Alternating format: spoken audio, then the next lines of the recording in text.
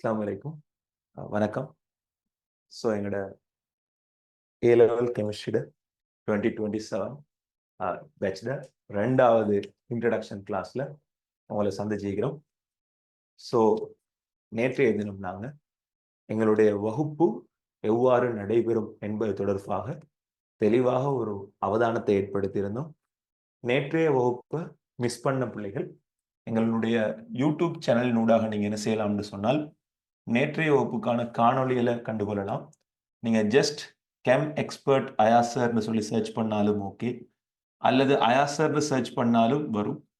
So just chem expert அயாசர்னு search பண்ணீங்களாக இருந்தால் நேற்றைய முதலாவது வகுப்புக்கான காணொலியை நீங்கள் என்ன செய்யலாம், யூடியூப் மூலமாக பார்வையிட்டுக் கொள்ள முடியும்.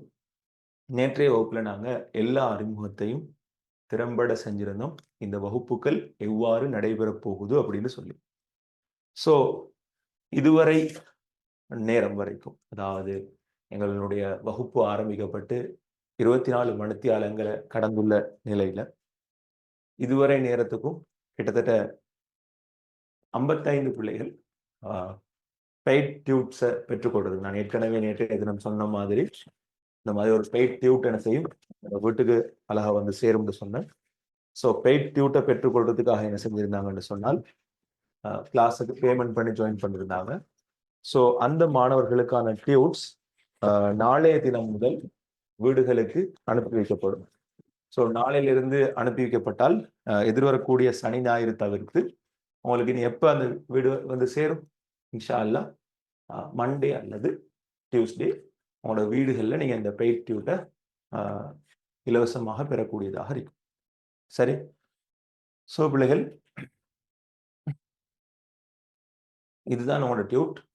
ஸோ இது கிடைக்கும் இன்றைய முதல் 3 இலவச வகுப்புகளுக்கான டியூட், அதாவது முதல் 3 நாள் ஃப்ரீ கிளாஸுக்கான டியூட்ஸ் வந்து ஏற்கனவே உங்களுக்கு பிடிஎஃப் வடிவத்தில் குழுமங்களில் நான் பகிர்ந்திருக்கிறேன். ஸோ அதுக்கு பிறகு நீங்கள் என்ன செய்யுங்க, இப்போதைக்கு இந்த கிளாஸஸில் அதில் எழுதி கொண்டு பிறகு நீங்கள் என்ன செய்யுங்க, பெய்ட் டியூட் வந்ததுக்கு பிறகு பெய்ட் கிளாஸஸுக்கு நீங்கள் இதுலேருந்து ஃபில் பண்ணி கொண்டு போங்க. ஸோ முதல் 2-3 பக்கங்களையும் இதிலே ஃபில்அப் பண்ணிக்கொள்ள பாருங்கள். சரியா? ஸோ நான் ஏற்கனவே நேற்றைய தினம் சொன்ன மாதிரி எங்களோட வகுப்புகள் எல்லாமே சூமின் ஊடாகத்தான் தொடர்ச்சியாக நடக்கும். அதே நேரம் மிஸ்ட் கிளாஸஸுக்கு ரெக்கார்ட் கிடைக்கும். ஸோ லைவ் கிளாஸஸ் உங்களுக்கு ஜூமில் நடக்க போகுது. எப்போ மண்டே, அதுபோல் வெனிஸ்டே, அதுபோல் தேர்ஸ்டே, இந்த 3 நாளும் இரவு 7 மணியிலிருந்து 9 மணி வரைக்கும் உங்களுக்கு தொடர்ச்சியாக நடைபெறும் இன்ஷா அல்லாஹ். ஸோ இதுக்கான மந்த்லி பேமெண்ட் நீங்கள் என்ன செய்ய போகிறீங்க, 2000 பே பண்ணுவீங்க.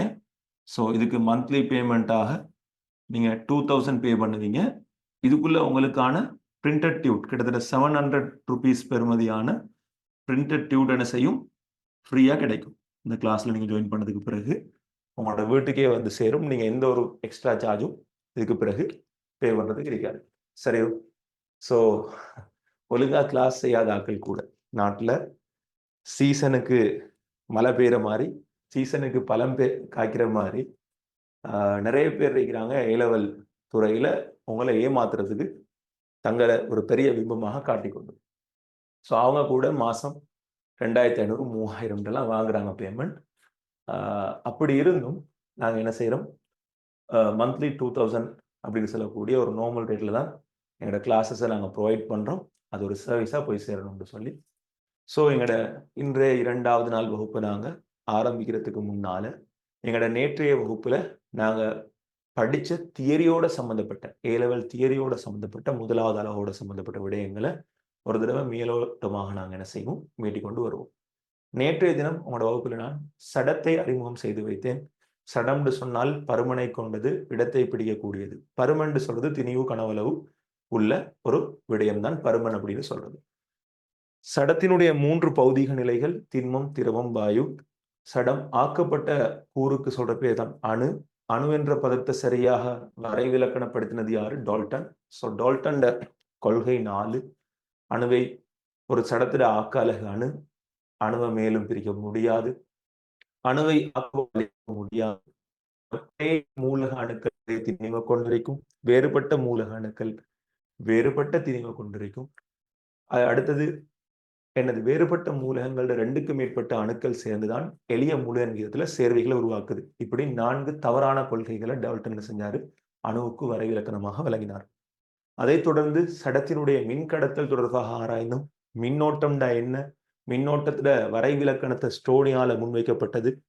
அதாவது மின்னோட்டத்தை காவுகின்ற மிகச்சிறிய துணைக்கை இலத்திரன் சொல்லி இலத்திரன் பெயரிட்டது யாரு? ஸ்டோனி.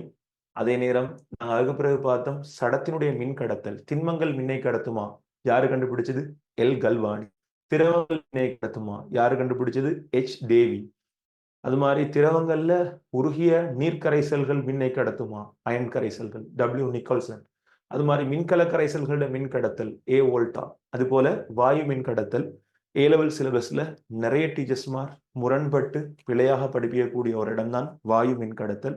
அதை உங்களுக்கு தெளிவா நான் படிப்பிச்சேன். ஜூலியஸ் பிளக்கரும் அப்புறம் ஜே ஹிட்டோஃபும் இந்த வாயு மின் கடத்தல் பரிசோதனைகளை தெளிவா செஞ்சாக்கள். அதே நேரம் யூஜின் கோல்ஸ்டீன்.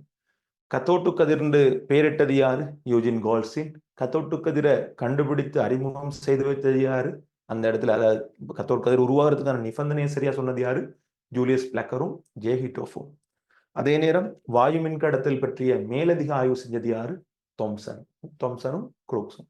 ஸோ இப்போ இன்றைக்கு நாங்கள் தொடங்க போறது கத்தோட் கதிர் பற்றிய மேலதிக ஆய்வுல இருந்து. ஸோ கத்தோட் கதிர்னா என்னன்னு இப்போ உங்களுக்கு தெரியும். கத்தோட் கதிர் பற்றிய மேலதிக ஆய்வு, கத்தோட் கதிர் பற்றிய மேலதிக ஆய்வு எடுத்தீங்களாக இருந்தால் கெமிஸ்ட்ரி சொல்லும் கத்தோட் கதிர் பற்றிய மேலதிக ஆய்வு 2 விஞ்ஞானிகளால் என்ன செய்யப்படுது? நடத்தப்படுது. ஒன்று சர் வில்லியம் க்ரூக்ஸ், டபிள்யூ க்ரூக்ஸ் சொல்லுவோம். இரண்டாவது ஜே தோம்சன். ரைட். இப்ப நான் உங்களுக்கு சொல்லித்தந்தேன் கத்தோட்டு கதிர்னு சொல்றது கத்தோட் கதிர் குழாய்க்குள்ளுக்குள்ள உருவாகிற ஒரு கதிர். ஸோ அதால அதை மின்னிறக்க குழாய் அல்லது இறக்க குழாய் என்று சொல்லுவோம். ஒரு நாளும் க்ரூக்ஸ் டியூப்னு சொல்ல மாட்டோம்னு சொல்லித்தந்தேன். எத்தனை பேருக்கு அதெல்லாம் ஞாபகம் இருக்குது? ஒரு தடவை ஹேண்ட்ஸ்அப் பண்ணுங்க பாபு. எத்தனை பேருக்கு ஞாபகம் இருக்குது? க்ரூக்ஸ் டியூப்னா என்னன்னு சொல்லி தந்தேன். அதாவது ஏலெவல் சிலபஸ்ல நான் உங்களோட ஓப்பன் சேலஞ்ச் பண்ணேன். 1 லட்சம் தருவேன்னு சொன்னேன். க்ரூக்ஸ் டியூப்னு ஒன்று ஃபைனல் பேப்பர்ல வந்ததாக நீங்க காட்டியிருந்தால் 1 லட்சம் தருவேன்னு சொன்னேன். யாராவது சீனியர்ஸ் மாட்ட கேட்டு பாத்தீங்களா க்ரூக்ஸ் டியூப்னு ஒன்று இருக்கான்னு சொல்லி? ஒரு தடவை எல்லாரையும் நான் ஹேண்ட் அவுட் பண்றேன். யாராவது இருந்தால் அப்படி இருந்தால் சொல்லுங்க பாப்போம்.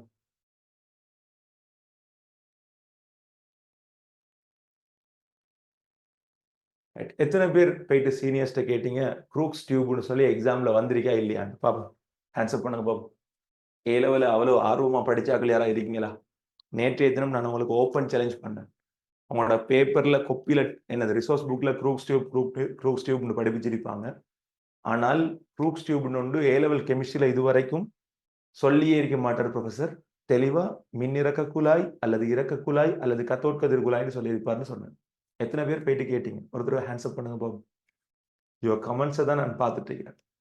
என் கேமரா இந்த ஏங்கிள் இருக்குது, என் ஸ்க்ரீன் இந்த ஏங்கிள் இருக்குது. ஸோ கேட்டீங்களா? ஹேண்ட்ஸ்அப் பண்ணுங்க பாபு. எத்தனை பேர் போய் கேட்டீங்க சீனியர்ஸ்ட? ப்ரூஃப் இல்லையா? ஏலெவல் சிலபஸ்ல வந்திருக்கா இல்லையா? ஸோ உங்களுக்கு கிடைச்சிருக்கும் ஒரு ஆன்சர் இல்லைன்னு தான் வந்திருக்கும். அதாவது ஏலெவல் சிலபஸ்ல அப்படி ஒன்றை கேட்டே இருக்க மாட்டான் ப்ரொஃபசர் பாஸ் பேப்பர்ல. சரி, ரைட், கவனிங்க. ஸோ க்ரூக்ஸ் டியூப் அப்படின்னா என்ன? க்ரூக்ஸ் தனது கத்தோட்டு கதிர் பற்றிய மேலதிக ஆய்வுகளை நடாத்தும் போது அவர் பயன்படுத்திய விசேட பரிசோதனை வடிவம் தான் என்னது? க்ரூக்ஸ் டியூப். ஸோ நாங்க இப்ப முதலாவது என்ன செய்வோம்? க்ரூக்ஸினுடைய ஆய்வுகளுக்குள்ள போவோம். ஸோ முதலாவது நாங்க க்ரூக்ஸின் ஆய்வுகளுக்குள்ள போவோம். ரைட். இப்ப க்ரூக்ஸ் என்ன செஞ்சாருன்னு சொன்னால் நாங்க வலிமையாக பயன்படுத்துற கத்தோட் கதிர் குழாயில ஒரு சின்ன மாற்றத்தை ஏற்படுத்தினார். ஸோ முதலாவது அவரு இப்படி ஒரு கத்தோட் கதிர் குழாயை தெரிவு செய்தாரு. நல்ல வடிவ கவனிங்க. இப்படி ஒரு கத்தோட் கதிர் குழாயை தெரிவு செய்தாரு. இது அவர் விசேடமாக தயாரிக்கப்பட்ட குழாயினத்தால இதை நாங்க க்ரூக்ஸ் டியூப்னு சொல்லலாம். சரி, இதுக்குள்ளுக்கு என்ன செய்யறாரு என்றால் ஒரு வளைந்த கத்தோட். நல்லா பாருங்க, வளைந்த கத்தோட் மீன் இப்படி ஒரு வளைந்த ஷேப் உடைய ஒரு பிளேட்டை பயன்படுத்துறாரு. ஒரு வளைந்த கத்தோட்டை இந்த மாதிரி பயன்படுத்துறாரு. ஸோ உங்களுக்கு தெரியும் இப்ப வளைந்த கத்தோட் தான் இருக்குது. அதே நேரம் அனோட்டை கொஞ்சம் இந்த மாதிரி கீழ்ப்புறமாக வைக்கிறாரு. அனோட்டை சரியா கத்தோட்டுக்கு நேராக கொண்டுறாம இப்ப மேலதிக ஆய்வு தானே செய்ய போறாரு. கத்தோட் கதிர்களோட இயல்புகளை கண்டுபிடிக்கிறதுக்கு மேலதிக ஆய்வு செய்ய போறாரு. ஸோ அனோட்டை கொஞ்சம் கீழ்ப்புறமா வச்சுட்டு இருக்குது குரூக்ஸ், அதை கொண்டு போய் உயர் மின்னழுத்த வேறுபாடு, நான் ஏற்கனவே சொல்லிக்கிறேன் 5000 வோல்டேஜுக்கு மேற்பட்ட ஒரு வோல்டேஜ், ஹை வோல்டேஜ்ல சேர்த்து முடிஞ்சு. இப்ப கவனிங்க. ஸோ இதுக்கு நீங்க என்ன பேர் சொல்லலாம்? இதுக்கு நீங்க சொல்லலாம் குரூப் டியூப்னு சொல்லலாம். இதுக்கு நீங்க குரூப் டியூப்னு சொல்லலாம், அல்லது மின் நிறக்க குழாய் அல்லது கத்தோட் கதிர் குழாய் என்று சொல்லலாம், பிரச்சனை இல்லை. அதே நேரம் இந்த இது என்னது? வளைந்த கத்தோட். இது என்னது? வளைந்த கேத்தோட். ஸோ உயர் மின்னழுத்தத்தில் இருந்து மறைமுடிவிடத்தை இணைக்கப்பட்டிருக்கிற பகுதிக்கு நாங்கள் சொல்ற பேர் இது கேத்தோட், இது கேத்தோட். அதே நேரம் நேர்முடிவிடம் இணைக்கப்பட்ட இந்த பகுதிக்கு நாங்கள் சொல்ற பேர் இது ஆனோட். சரிதானே? ரைட், கவனிங்க. இப்ப குரூக்ஸ் என்ன செய்யறாரு என்றால், இன்னும் ஒரு ஆசை, இதுக்கு முன்னால போயிட்டு இப்படியே ஒரு ஒளி ஊடுபுக விடாத, அதாவது ஒளி உட்புக விடாத ஒரு பொருளை இப்படி வைக்கிறாரு. ஒரு ஒளி உட்புக விடாத பொருளை வைக்கிறாரு. பிறகு குரூக்ஸ் இந்த ஹை வோல்டேஜை கொடுத்து ஒரு பெஸ்கல் அமுக்கத்தை ஏற்படுத்தின உடனே குரூக்ஸ் ஒரு அவதானம் கண்டார் என்றால், இந்த அவர் வைத்த ஒளி ஊடுபுக விடாத இந்த பொருளுக்கு, அவர் வைத்த ஒளி ஊடுபுக விடாத இந்த பொருளுக்கு பின்னால என்ன செய்யப்பட்டது என்றால், ஒரு உருப்பெருத்த ஒரு பிம்பம் இந்த மாதிரி கிடைக்குது. ஒரு உருப்பெருத்த பிம்பம் என்ன செய்து இந்த மாதிரி கிடைக்குது. அதாவது ஒரு நிழல் ஒன்று படுத்த உருவாகுது. ஒரு உருப்பெருத்த நிழல் ஒன்று உருவாகுது. இப்ப என்ன பிள்ளைகளுக்கு நான் சொல்றது விளங்குதான்னு பார்ப்போம். சரியா? ரைட். இப்ப கவனிய பிள்ளைகள், என் கையில ஒரு டோர்ச் ஒன்று நல்லா பார்த்துக்கோங்களா. நான் உங்களுக்கு எப்படி இதை வெப்பப்படுத்துறேன். இப்ப நீங்க தான் குரூக்ஸ். யாரு குரூக்ஸ்? நீங்க. சரியா? ரைட். இப்ப நான் கேட்கிறேன், பாப்போம் குரூக்ஸுக்கு இருந்த மூலம் உங்களுக்கு இருக்கான்னு பார்ப்போம். சரி, ரைட். இப்ப கவனிங்க, நான் இதுல இருந்து இப்படி வைக்கிறேன் கையை. சரியா? இப்படி கையை வைக்கிறேன். சரி, நல்லா பார்த்துக்கும். கையை வைக்கிறேன். இந்த கையை வச்ச உடனே எனக்கு பின்னால ஒரு நிழல் உருவாகிறது உங்களுக்கு விளங்குதா? ஹேண்ட்ஸ் அப் பண்ணுங்க பாபு. என் கைக்கு பின்னால ஒரு நிழல் உருவாகிறது உங்களுக்கு விளங்குதா? ரைட். இப்ப என் பிள்ளைகள்ட்ட நான் கேட்கிறேன், இந்த நிழல் எப்படிமா உருவாகிச்சு? வந்த ஒளிக்கற்றைகள் எல்லாமே ஒரே நேர்கோட்டுல பயணிக்குது. அதே நேரம் இந்த நேர்கோட்டுல பயணிக்கிறதால இவ்விடத்துல அதுக்கு பயணிக்கிறதுக்கு ஒரு தடை ஒன்று வருது. இந்த தடையில பட்டு அந்த ஒளிக்கதிர்கள் இங்கால போக முடியல. அதால இங்கால இருட்டு உண்டாகிச்சு, நிழல் உண்டாகிச்சு. அதுவே இந்த ஒளிக்கற்றைகள் நேராக பயணிக்க இல்லைன்னு வைப்போம், என்ன செய்யும்? இப்படியே வந்து இப்படி திரும்பி இப்படி வந்து இப்படிங்கால போகும். அப்ப நிழல் உருவாகுமா? நிழல் உருவாகாது. அப்ப இந்த ஒளிக்கற்றை நேராக பயணிக்கிறதால மட்டும்தான் என்ன செய்யுது? நிழல் உருவாகுது. இப்போ உதாரணமா ஒரு ஒளிக்கற்றை ஓடியாருது, அப்படியே வந்து ஒளிக்கற்றை பார்க்குது. ரைட், இந்த தம்பி குளிச்சு இல்லை, என்ன செய்யுது? கொஞ்சம் ஒரு டேர்ன் எடுத்து அங்கால போய் இங்கால போகுது. அல்லது இன்னொரு ஒளிக்கற்றை ஓடியாருது, தம்பி வாசம் மாறிக்காரு, அப்படியே கட்டி பிடிச்சு கொள்ளுது. ஸோ அப்படி இருந்தா என்ன செய்யும்? அந்த நிழல் உருவாகாது. ஆகவே கத்தோட்டு கதிர்ல வைக்கப்பட்ட ஒரு பொருளுக்கு நிழல் உருவாகுதுன்னு சொன்னால் கத்தோட்டு கதிர் நேர்கோட்டில் பயணிக்கும். இதுதான் சார் பார்த்த அவதானத்துக்கு ஏற்ற முடிவு. இது எத்தனை பேருக்கு விளங்கிச்சு? ஹேண்ட்ஸ் அப் பண்ணுங்க பார்ப்போம். கத்தோட்டு கதிர முதலாவது இயல்பு, கத்தோட்டு கதிர்கள் நேர்கோட்டில் பயணிக்கும். சுப்பிரியா விளங்குமா? அந்த மாதிரி விளங்கும். நல்லா பாருங்க. சரியா? ரைட். இப்ப எல்லாரும் நல்ல பிள்ளைகளாட்ட ஹேண்ட் அவுட் பண்ணுங்க. இப்ப அடுத்த கேட்கிறேன் கவனிங்க. சரி, இப்ப கவனிங்க. இந்த லைட்ல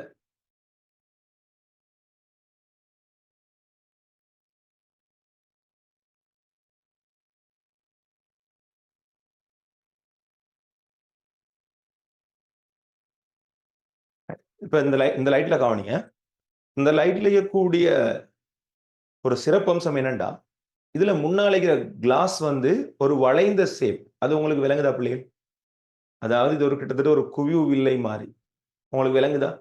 இந்த லைட்ல இருக்கிற கிளாஸ் வந்து ஒரு வளைந்த ஷேப். அது உங்களுக்கு விளங்குதா? ஒரு ஹேண்ட்ஸ் அப் பண்ணுங்க பாப்போம். இதுல இருக்கிற கிளாஸ் நான் கேட்கிறேன், ஒரு தட்டையான ஷேப்பில் ஒரு வளைந்த ஷேப். சரியா? சோ கிட்டத்தட்ட இதுல இருந்து உருவாகிற கதிர்கள் இதுக்கு ஒப்பானவை. சரியா? இப்ப உங்களுக்கு விளங்கும் பாருங்க. இப்ப கவனிங்க, நாங்க நேரான வியூல அடிச்சால், நேரான வியூல இருந்து லைட் அடிச்சா பொருள் அதனுடைய சைஸும் பொருளினுடைய சைஸும் பிம்பத்தினுடைய சைஸும் சேம் இருக்கு. அதுவே ஒரு வளைவான தோற்றத்துல அடிச்சா பொருளினுடைய சைஸை விட பிம்பத்தினுடைய சைஸ் என்ன செய்யும்? பெருசா இருக்கும். அது உங்களுக்கு விளங்குதா? ஒரு வளைந்த ஏங்கல்ல கதிர்களை வந்து படும் போது பொருளினுடைய சைஸை விட பிம்பத்தினுடைய சைஸ் பெருசா இருக்கும். எத்தனை பேருக்கு விளங்குது? ஹேண்ட்ஸ் பண்ணுங்க பாப்போம். பொருளோட சைஸை விட பிம்பத்துல சைஸ் பட்டையா பெருசா இருக்கு, சூப்பரியா. இப்படி எல்லாம் சின்னத்துல விளையாண்டு இருக்கோம். இப்படி ஒரு அழகான மான். நாங்க கரண்ட் இல்லாத காலத்துல என்ன செய்யறது? இப்படி எல்லாம் விளையாண்டு இருக்கோம். அப்படித்தானே? சோ அப்ப பாருங்க, இப்ப உங்களுக்கு விளங்கும் பாருங்க. இப்ப எல்லா கதிர்களும் என் பிள்ளைகளுக்கு நல்லா விளங்கும். நல்லா கவனிங்க பிள்ளைகள். எல்லா கதிர்களும் இப்படி நேர்கோட்டுல பயணித்திருந்தால் ஒரு நாளும் என்ன செஞ்சிருக்காது? ஒரு உருப்பெருத்த பிம்பம் வந்திருக்காது. அப்படியானால் எல்லா கதிர்களும் இந்த மாதிரி விரிஞ்ச மாதிரி, அதாவது தலைமேற்பரப்புக்கு செங்குத்தாக வந்திருந்தால் சோ இது கத்தோட் கதிர் உருவாக்குற அந்த கத்தோட் முடிவிடம். இதுல இருந்து செங்குத்தான திசையில ஒரு வட்டத்துல மையத்துல இருந்து வர நேரம் வட்டத்துல என்ன உருவாகும்? இந்த இடத்துல 90 பாகம் உருவாகும். நீங்க தொடலி வரைஞ்சு பார்த்தா உங்களுக்கு தெரியும். மூலவெல்ல படிச்சுக்கிறீங்க. வட்டத்துல தொடலில 90 செங்குத்து உருவாகுது. சோ இந்த மாதிரி தலைமைப்பரப்புக்கு செங்குத்தாக கதிர்கள் வெளியாகினால் மட்டும்தான் என்ன செய்யும்? இந்த இடத்துல கதிர்கள் அகன்ற மாதிரி அடிக்கும். அப்படி கதிர்கள் அகன்ற மாதிரி அடிச்சா தான் இந்த பெரிய நிழல் உருவாகும்.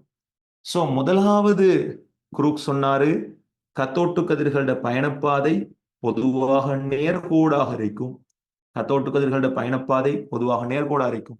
இரண்டாவது குரூக் சொன்னாரு, கத்தோட்டு கதிர்கள் தலைமேற்பரப்புக்கு செங்குத்தாக வெளியேறும். இப்ப விளங்கிட்டா? கத்தோட்டு கதிர்களோட இரண்டாவது இயல்பு விளங்கினாக்கள் ஹேண்ட்ஸ் அப் பண்ணுங்க பாப்போம். சோ கத்தோட்டு கதிர்கள் தலைமேற்பரப்புக்கு செங்குத்தாக வெளியேறும். அந்த மாதிரி விளங்கும். பட்டீவா அழகா கோஆபரேட் பண்ணி படிங்க. அதான் சொல்லுவாங்க. அழகா கோஆபரேட் பண்ணி படிச்சீங்க என்றால் வேற லெவல் ஃபீல் ஒன்று வரும். சரியா? நான் தான் நேற்றைய கிளாஸ்ல சொன்னேனே, என் லைஃப்லயே என் கிளாஸ்ல விலங்கல்லன்னு சொல்லி எந்த பிள்ளையும் நின்றிருக்காது. சரியா? எல்லாருக்கும் விளங்கும். அது ஏ எடுக்கிறவன், பி எடுக்கிறவன், எஸ் எடுக்கிறவன், டபிள்யூ எடுக்கிறவன் எல்லாருக்கும் விளங்கும். சோ நல்ல வடிவா பாருங்க. இப்ப மூன்றாவது சொல்றேன் கவனிங்க. கத்தோட்டு கதிர்கள் இப்ப பாருங்க, எல்லா கதிர்களும் அனோட்டை நோக்கியே ஓடி வந்திருந்தால் இங்கால ஒரு பிம்பமே உருவாகி இருக்காது. ஏன்னா கீழே தானே அனோட்டு இருக்குது. சோ எல்லாமே இங்க ஓடி வந்திருந்தா இங்க ஒரு பிம்பமே உருவாகி இருக்காது. ஆகவே கத்தோட்டு கதிர்கள் எப்போதும் என்ன செய்யாது? அனோட்டை நோக்கி பயணிக்காது. கத்தோட்டு கதிர்கள் எப்போதும் என்ன செய்யாது? அனோட்டை நோக்கி பயணிக்காது. அதாவது அனோட் இருந்தால் அங்கால பக்கம் போகும், பிரச்சனை இல்லை. ஆனால் அதுல பயணப்பாதை எப்படி இருக்கும்? நேர்கோட்டுல தலைமேற்பரப்புக்கு செங்குத்தா தான் இருக்கும். சோ எப்போதும் எல்லா கதிர்களும் என்ன செய்யாது? அனோட்டை நோக்கி போகாது. சோ குரூக்ஸினுடைய முதலாவது ஆய்வுல இருந்து 3 முடிவுகள் எட்டப்பட்டது. முதலாவது ஆய்வோட அவதானமும் தெளிவா சொல்லித்தந்தது. இந்த மாதிரி யாரும் சொல்லித்தாரல. நீங்க வேணும்னா நேரடி கிளாஸ்ல போய் படிச்சு பாருங்க. இந்த மாதிரி யாருமே சொல்லித்தர மாட்டாங்க. ஆனால் கடைசியா நீங்க என்ன செய்யுங்கன்னு சொன்னால், ஜெனரல் கெமிஸ்ட்ரியில வந்த கேள்விகளை நான் அடுத்த கிளாஸ்ல உங்களுக்கு இன்ட்ரோடியூஸ் பண்றேன். உங்களோட பாஸ் பேப்பரை நீங்க என்னென்ன பாஸ் பேப்பர் வாங்கணும். ஜெனரல் கெமிஸ்ட்ரியில வந்திருக்கக்கூடிய கேள்விகளை எடுத்து பாருங்க. கத்தோட்டு கதிர்கள்ல அதிகளவான கேள்விகளை நீங்க பார்க்கலாம். இந்த கடந்த 25 வருஷத்துல குறைஞ்சது ஒரு 15 கேள்வி பார்க்கலாம் கத்தோட்டு கதிர்கள் பற்றி. அதாவது இந்த உஃபானு துணிக்கைகள் பற்றி, ஓவராலா உஃபானு துணிக்கைகள் பற்றி ஒரு 15 கேள்வி சரி பார்க்கலாம் குறைஞ்சது. சரியா? சோ அவ்வளவு முக்கியமான ஒரு பகுதியில இவ்வளவு தெளிவான நோட்ஸை யாரும் என்ன செய்யறதில்ல, ப்ரொவைட் பண்றதில்ல. அது ஒரு குறைபாடு. என்றால் நிறைய பேர் ரிசோர்ஸ் புக்கை மட்டும் நம்பிக்கிற தாள். சரி. சோ ரிசோர்ஸ் புக்லயும் எல்லா விஷயங்களும் தெளிவாக அமைவதில்லை. சரி, ரைட். சோ குரூக்ஸினுடைய முதலாவது பரிசோதனையினுடைய அவதானம், முதலாவது பரிசோதனை எட்டப்பட்ட 3 முடிவுகள். இது மூன்றும் விளங்கினாக்கள் ஹேண்ட்ஸ் அப் பண்ணுங்க. நாங்க இரண்டாவது பரிசோதனை விளங்கப்படுத்துறேன். இது மூன்றும் விளங்கினாக்கள் ஹேண்ட்ஸ் அப் பண்ணுங்க. நான் இரண்டாவது விளங்கப்படுத்துறேன்.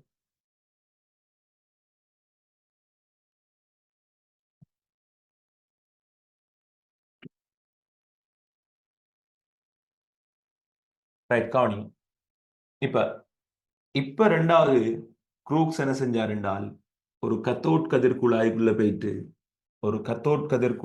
போயிட்டு இந்த இருக்குது ஒரு கத்தோட் பக்கம், இந்த இருக்குது உங்களோட கத்தோட் பக்கம், சரி. இந்த இருக்குது உங்களோட அனோட் பக்கம், இந்த இருக்குது உங்களோட அனோட் பக்கம். ஸோ இந்த இருக்குது ஹை வோல்டேஜ், உயர் மின்னழுத்தம், சரி. ஸோ இங்க அழைக்கிறது கேத்தோட், இங்க அழைக்கிறது அனோட். இப்ப இதுக்குள்ள என்ன செய்யறார் என்றால், ஒரு கம்பிய வளைச்சி ஒரு ட்ரக் மாதிரி செஞ்சு வைக்கிறார் இப்படி, சரியா? ஜஸ்ட் ஒரு கம்பிய வளைச்சி என்ன செய்யறாரு, ஒரு ட்ரக் மாதிரி இப்படி செஞ்சு வைக்கிறாரு, சரி. இத கிடைமட்டத்துல வச்சிருக்காராம், ஒரு கிடைமட்டத்துல வச்சிருக்கிறாரு, சரிதானே? ஒரு கம்பி எப்படி ஃபுல்லா வளைச்சி கிடைமட்டத்துல வச்சுக்கிறாரு. வச்சு நல்ல வடிவா கவனிக்கலாம். இப்படி வச்சுட்டு அதுக்கு மேலால இந்த கம்பியில ஒரு சில்லொண்ட பூட்டி, சரியா? ஒரு சில்லொண்ட பூட்டி அந்த சில்ல இப்படி ரெண்டு பக்கமும் சும்மா மேலால வச்சுக்கிறாரு. அதாவது உருண்டோட்டுற மாதிரி ஒரு கம்பியில இப்படி கிளிப் மாதிரி செஞ்சு போட்டு ஒரு சில்லொண்டு இங்காலையும் மங்காலையும் உருண்டோடுற மாதிரி வச்சுக்கிறாரு, சரியா? ரைட். இப்ப கவனிங்க, இந்த அச்சுல இந்த சில்லு இந்த அரிக்குது, இந்த அச்சுல இந்த சில்லு இருக்குது. இப்ப வழிப்பம்பியை பயன்படுத்தி அமுக்கத்தை குறைக்கிறாங்க. அதாவது ஒரு பெஸ்கலுக்கு அமுக்கத்தை குறைக்கிறாங்க, ஏற்கனவே சொன்ன மாதிரி, சரி. அமுக்கத்தை குறைச்சி ஒரு பெஸ்கலுக்கு வந்ததுக்கு பிறகு இங்கன்னா ஹை வோல்டேஜ் 5000 பிளஸ் கொடுக்குறாங்க, சரியா? 5000 வாட்ஸ் கொடுக்குறாங்க. கொடுத்த உடனே குரூக்ஸ் ஒரு அவதானத்தை பார்க்கிறாரு. இந்த துடுப்பு சில்லு என்ன செய்துனால் சுழல ஆரம்பிக்குது. இந்த துடுப்பு சில்லு என்ன செய்து சுழல ஆரம்பிக்குது, சரியா? சின்ன காலத்துல உங்களோட ஜெனரேஷன்ல இருந்துச்சான்னு தெரியா? எங்கட ஜெனரேஷன்ல சின்ன காலத்துல இந்த காத்து ஆரம்பிக்கிற சீசன்ல ஸ்கூலுக்கு பக்கத்துல சின்ன ஒரு மணி பொட்டி கடை இருந்தா அதுல கலர் கலரா அல்லது பொசன்கள்ல கலர் கலரா விசிறி மாதிரி செஞ்சு வச்சிருப்பாங்க, கலர் கலர் தாள்ல. அதை அப்படியே கையில அப்படியே எடுத்துட்டு ஓடனா அப்படியே சுத்தும், அழகா சுத்தும். எத்தனை பேர் கண்டிக்கிறீங்க? நாங்க அப்படி பைஸ்கல்ல போகல பிடிச்சிட்டு இருந்தால் அழகா சுத்தும், கண்டிருக்கீங்களா? அதெல்லாம் ஒரு சொர்க்கமான காலம். நம்மளோட பிள்ளைகளோட காலத்துல அப்படி இருக்க மாட்டேன் தெரியா, கண்டிருக்கீங்களா? ரைட். இப்ப இந்த பிள்ளைகளுக்கு அது எப்படி சுத்துது அப்படின்னு சொல்ற கெமிஸ்ட்ரியை நான் அவங்களுக்கு விளங்கப்படுத்துறேன், சரி. ரைட். இப்ப பயப்படாம பீடி சிகரெட் ஒருத்தரும் அடிக்கிறல்லையே, சரி, அடிக்கிறாங்களே கொஞ்சம் கஷ்டமா இருக்குமா? ரைட். பயப்படாம கைட இந்த இடத்த எடுத்து கொஞ்சம் ஊதுங்க பாபம். டே பிரஷ் பண்ணாதவன் யாரும் ஊதிராதீங்க, அதுக்கு பிறகு நீங்களே உங்களோட வாசத்துல மயங்கிருவீங்க. சும்மா ஊதுங்க பாபு, ஊதுங்க பாபு. நீங்க ஊதும் போது உங்களோட கைய ஏதோ ஒரு விசை வந்து அமர்த்துற ஃபீல் வந்து எத்தனை பேருக்கு வருது? நீங்க ஊதும் போது உங்களோட கைய ஒரு விசை வந்து அமர்த்துற ஃபீல் எத்தனை பேருக்கு வருது? அதாவது ஏதோ ஒரு விஷயம் என் கையை தள்ளு, எத்தனை பேர் ஃபீல் பண்றீங்க?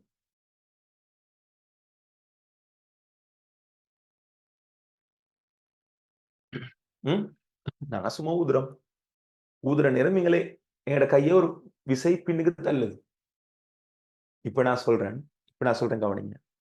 ஒரு போல் இருக்குது, இந்த போல நாங்க வீசி அடிச்சா என்ன செய்யும்? நோ. வீசி அடிச்சா என்ன செய்யும்? நோ. அதே அந்த போலுக்கு பதிலா ஒரு சின்ன குண்டுமணி ஒன்று இருக்குது, அதை வீசி அடிச்சா நோவுமா? நோவாது. ஏன்? ரெண்டிடையும் பருமன் வித்தியாசம். ஆகவே ஒரு பொருளுக்கு திணிவு இருந்தால், அதாவது துணிக்கைகளோட ஒரு பண்பு என்ன? திணிவு. ஒரு துணிக்கைன்னா அதுக்கு ஒரு திணிவு ஒன்று இருக்கும். ஒரு பொருளுக்கு பருமன், திணிவு, துணிக்கை இயல்பு என்று சொல்லலாம். துணிக்கை இயல்பு இருந்தால் அந்த பொருளுக்கு நாங்க ஒரு வேகத்தை கொடுக்கும் போது அது என்ன செய்யும்? தனக்கு முன்னால இருக்கிற பொருள்ல போய் பட்டு ஒரு விசைய உண்டு பண்ணும். ஒரு விசைய உண்டு பண்ணும்.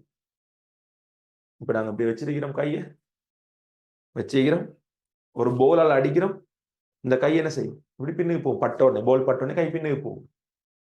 ஏன்? அந்த திணிவுக்கு வேகத்தை கொடுத்த உடனே ஒரு உந்தம் உருவாகி இருக்கும். நீங்க ஓ லெவல்ல படிச்சது உந்தம், திணிவு, வேகம், திணிவு தர வேகம், உந்தம், உந்தம் உருவாகி இருக்கும். சோ உந்தம் மூலமாக என்ன செய்யும்? இது பின்னுக்கு போகும். ஆகவே திணிவுன்னு சொல்றது துணிக்கைகளோட குணாதிசயம். திணிவுன்னு சொல்றது துணிக்கைகளோட குணாதிசயம். கத்தோட்டு கதிர்கள் இங்க இருந்து இங்கால நோக்கி வார நேரம் ஒரு வேகத்தோட வரும், ஒரு வேகத்தோட வரும். அதே நேரம் வார வேகத்துல இந்த சில்லு கொஞ்சம் பணிஞ்சிருக்குமா, ஹாஃப்ல தான் வைக்கிற அந்த சில்ல, சரியா? இந்த சில்லு வந்து இத கிடை மட்டத்துல ஹாஃப்ல தான் இருக்குது. சரி, இந்த கிடை மட்டத்துல கொஞ்சம் ஹாஃப்ல இருக்குது, கொஞ்சம் கீழ்ப்புறமாக இறங்கி தான் இருக்கு. சரி, இப்படி கீழ்ப்புறமாக இறங்கி இருக்கு. கவனிங்களா? இப்ப இதுல போற துணிக்கைகள் என்ன செய்யும்? இந்த போற வேகத்துல கத்தோட்டு கதிர்ல ஏதாவது துணிக்கை இயல்பு இருந்திருந்தால், ஏன் இதுக்குள்ள வழியை நாங்க ஃபுல்லா என்ன செஞ்சிட்டோம்? அகட்டிட்டோம். என்ன அகட்டித்தான் அமுக்கத்தை ஒரு பெஸ்காலு குறைஞ்சிக்கிறோம். 1,00,000 பஸ்காலா இருந்த அமுக்கத்தை வெளியால அமுக்கம் 1,00,000 இருக்குது.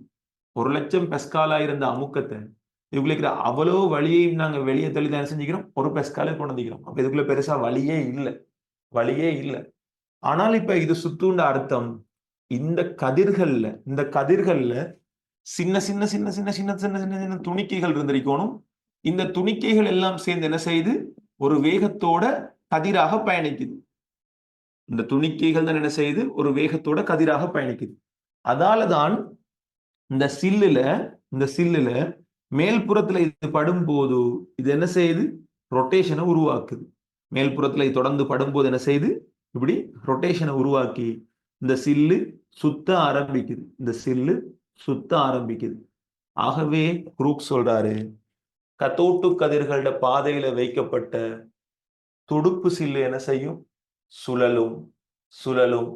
ஆகவே கத்தோட்டு கதிருக்கு துணிக்கைகளுக்குரிய பண்பு இருக்குது. அதாவது துணிக்கை குணாதிசயம் இருக்குது. கத்தோட்டு கதிர்களுக்கு என்ன இருக்குது?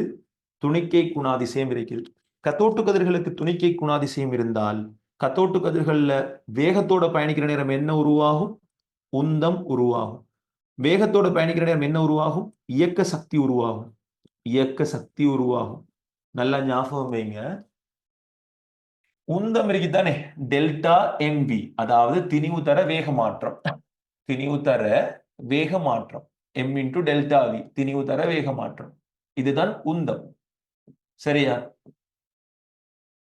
இது யாருக்கு சமன்னு சொன்னால், இது யாருக்கு சமன்னு சொன்னால் விசை தர நேரம். விசை தர நேரம் இதுக்கு நாங்க சொல்லுவோம் கணத்தாக்கம். இதுக்கு சமன், இதுக்கு சமன். ஏன்னு சொல்லி நிறுவுறன்னு பாருங்க. நீங்க பிறகு பிசிக்ஸ்ல படிப்பீங்க, FT சமன் டெல்டா எம்வி. ஏன்னு சொன்னால் நீங்க இப்படி ஒரு சமன்பாடு ஓ லெவல்ல படிச்சீங்க, ஞாபகம் இருக்காண்டு பாருங்க பாப்போம். F சமன் MA, F சமன் MA. இது நீங்க ஓ லெவல்ல படிச்ச சமன்பாடு. எத்தனை பேருக்கு ஞாபகம் இருக்குது F சமன் MA? இந்த A எப்படி உருவாகுதுன்னா, இந்த A எப்படி உருவாகுதுன்னு சொன்னால், F சமன் இந்த அறிக்கை இது திணிவு M, வேக மாற்றம் டெல்டா வியின் கீழ் இந்த T இங்கால போய் பிரிக்கும் போது இதுக்கு பதிலாக என்ன உருவாகுது? இந்த A உருவாகுது. வேக மாற்றத்தின் கீழ் நேரம் என்னத்தை தரும்? 6 முடுகளை தரும். வேக மாற்றத்தின் கீழ் நேரம் என்னத்தை தரும்? 6 முடுகளை தரும். ஆகவே ஒரு பொருளுக்கு உந்தம் இருக்கின்ற சொன்னால், உந்த மாற்றம் இருக்கின்ற சொன்னால் அந்த பொருட்கள்ல என்ன இருக்கும்? கணத்தாக்கம் இருக்கும். அதாவது விசை பிரயோகிக்கப்பட்ட நேரம். ஆகவே உந்தம் இருக்கிறதால கத்தோட்டு கதிருக்கு என்ன இருக்குது? கணத்தாக்கமும் இருக்குது. இது விளங்கினாக்கள் ஃபுல்லா ஹேண்ட்ஸ்அப் பண்ணுங்க பாப்போம். குரோக்ஸ்ட 2 ஆய்வுகள்ல இருந்து 6 முடிவுகள் அழகா விளங்கப்படுத்துகிறார். இதை ஃபுல்லா விளங்கிச்சுன்னு சொல்றாக்கள் ஹேண்ட்ஸ்அப் பண்ணணும். கிளாஸ்ல எத்தனை பேருக்கு விளங்கிச்சுன்னு நான் பார்க்கணும். இந்த 2வது டேல 66 பேர் இப்ப லைவ்ல இருக்கிறீங்க இது வரைக்கும். எனக்கு நான் பார்க்கணும் இதுல எத்தனை பேருக்கு விளங்கிச்சு அப்படின்னு சொல்லி. ஒரு தடவை ஹேண்ட்ஸ் அப் பண்ணுங்க பாப்போம்.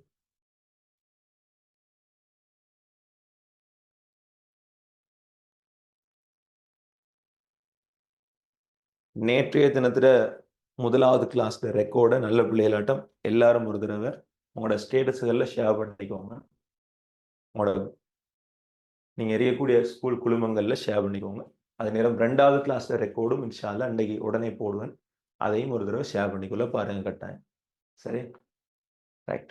ஸோ இவ்வளவுதான் குரூக்ஸினுடைய மேலதிக ஆய்வும் அதுல இருந்து நீங்க பெற்றுக்கொண்ட முடிவு. ஸோ முதலாவது நாங்க இப்ப என்ன செய்வோம்? குரூக்ஸ் டே டக்குன்னு எழுதுவோம். எழுதிட்டு எங்களுக்கு இன்னும் நிறைய நேரம் இருக்குது. அடுத்ததாக நாங்க என்ன செய்வோம்? தொம்சன்ட ஆய்வையும் இதே மாதிரி தனித்தனியா படிப்போம். சரி? ரைட். நல்ல பிள்ளைகளாட்டம் டியூட் எடுங்க பாப்போம் வடிவா. நல்ல பிள்ளைகளாட்டம் டியூட் எடுங்க. ஸோ உங்களுக்கு சாரி நீங்க பிரிண்டட் டியூட் இல்லாட்டியும் உங்களுக்கு பிடிஎஃப் வடிவில் டியூட் அனுப்பி வைக்கிறேன். ஸோ அதை நீங்கள் பிரிண்ட் பண்ணி எடுத்துகிட்டு வந்துருப்பீங்க 1வது கிளாஸுக்கு மட்டும். ஸோ இந்த இது கத்தோட் கதிர்கள் பற்றிய மேலதிக ஆய்வுன்னு சொல்லக்கூடிய பகுதி. ஸோ இதில் நான் வடிவா என்ன செஞ்சுக்கிறேன்? அழகா ஒவ்வொரு படமும் தந்து கீழே அதுக்கு விளக்கம் எழுதுறதுக்கு மட்டும்தான் இடம் வச்சுக்கிறேன். சரி? ஸோ இது நீங்கள் கட்டாயம் தெரிஞ்சிருக்கணும். ஸோ முதலாவது டபிள்யூ குரூக்ஸின் ஆய்வுகள். ஆய்வு 1. கத்தோட்டு கதிர் குழாயினுள் வளைந்த கத்தோட்டை பயன்படுத்தி பின்வரும் ஆய்வு மேற்கொள்ளப்பட்டது. அவதானம் எழுதுங்க.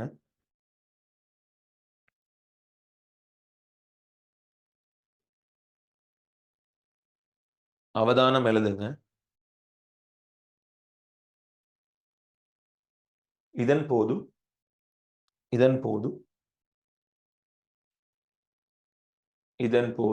அவதானம் எழுதுங்க பிள்ளைகள். இதன்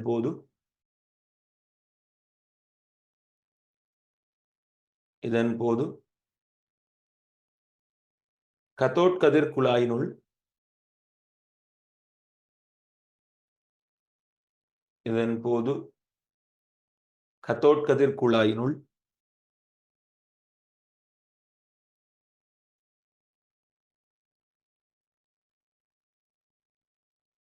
வளைந்த கத்தோட்டுக்கு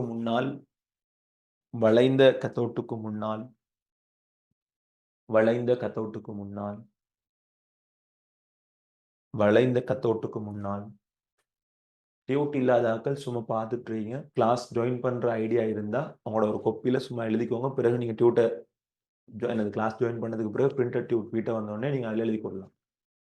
வளைந்த கத்தோட்டுக்கு முன்னால் ஒளி ஊடுபுக விடாத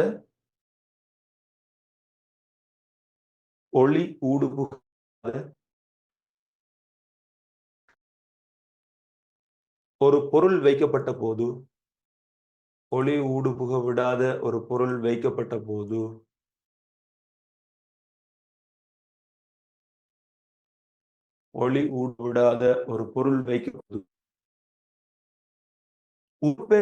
பிம்பம் கிடைக்கப்பெற்றது. கெம் எக்ஸ்பர்ட் ஆசர்னு சொல்ற யூடியூப் சேனல்ல ரெக்கார்டு இருக்கும். 1வது கிளாஸ்ல ரெக்கார்டு இருக்கும். சரி? உருப்பெருத்த பிம்பம் கிடைக்கப்பெற்றது. உங்களோட மொழியில எழுதுங்க, பிரச்சனை இல்லை. கத்தோட் கதிர் மின்னிறக்க குழாயினுள் வளைந்த கத்தோட்டுக்கு முன்னால் ஒளி ஊடுபுக விடாத ஒரு பொருள் வைக்கப்பட்ட போது உருப்பெருத்த ஒரு பிம்பம் கிடைக்கப்பெற்றது. சோ இதான் அவதானம். பெறப்பட்ட முடிவுகள் எழுதுங்க. முதலாவது, கத்தோட் கதிர்கள் பொதுவாக நேர்கோட்டில் பயணிக்கும். சார் இது ஃப்ரீ கிளாஸா? முதல் 3-4 கிளாஸ் ஃப்ரீயா செய்வோம். கத்தோட் கதிர்கள் பொதுவாக நேர்கோட்டில் பயணிக்கும்.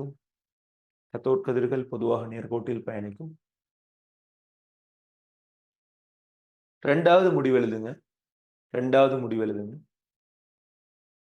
கத்தோட் கதிர்கள் தலைமேற்பரப்புக்கு செங்குத்தாக வெளியேறும்.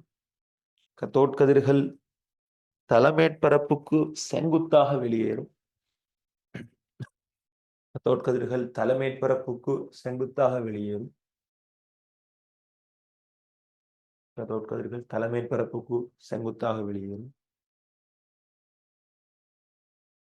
மூன்றாவது பாயிண்ட், கத்தோட் கதிர்கள் எப்போதும் அனோட்டை நோக்கி பயணிக்காது. கத்தோட் கதிர்கள் எப்போதும் அனோட்டை நோக்கி பயணிக்காது.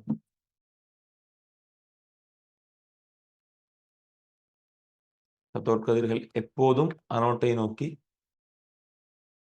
பயணிக்காது.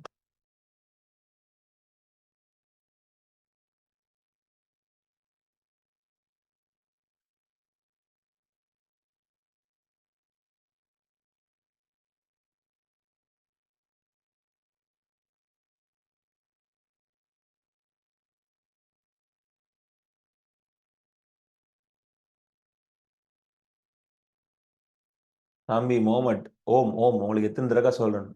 முதலாவது கிளாஸ்ல 2வது கிளாஸ்ல ரெக்கார்ட் வந்து யூடியூப்ல பார்க்கலாம்.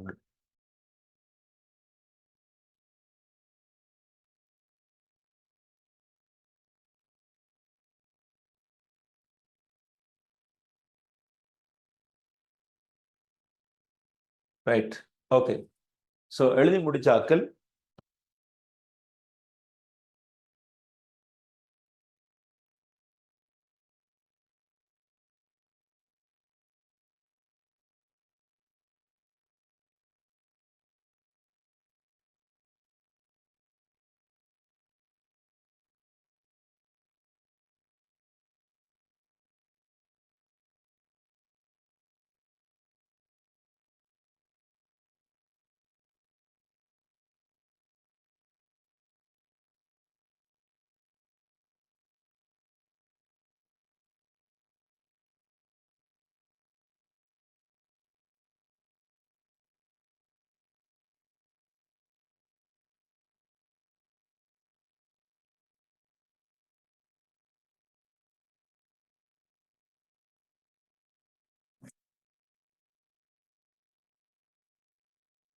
சரி, ஓகேவா? இப்போ ஓகேவா?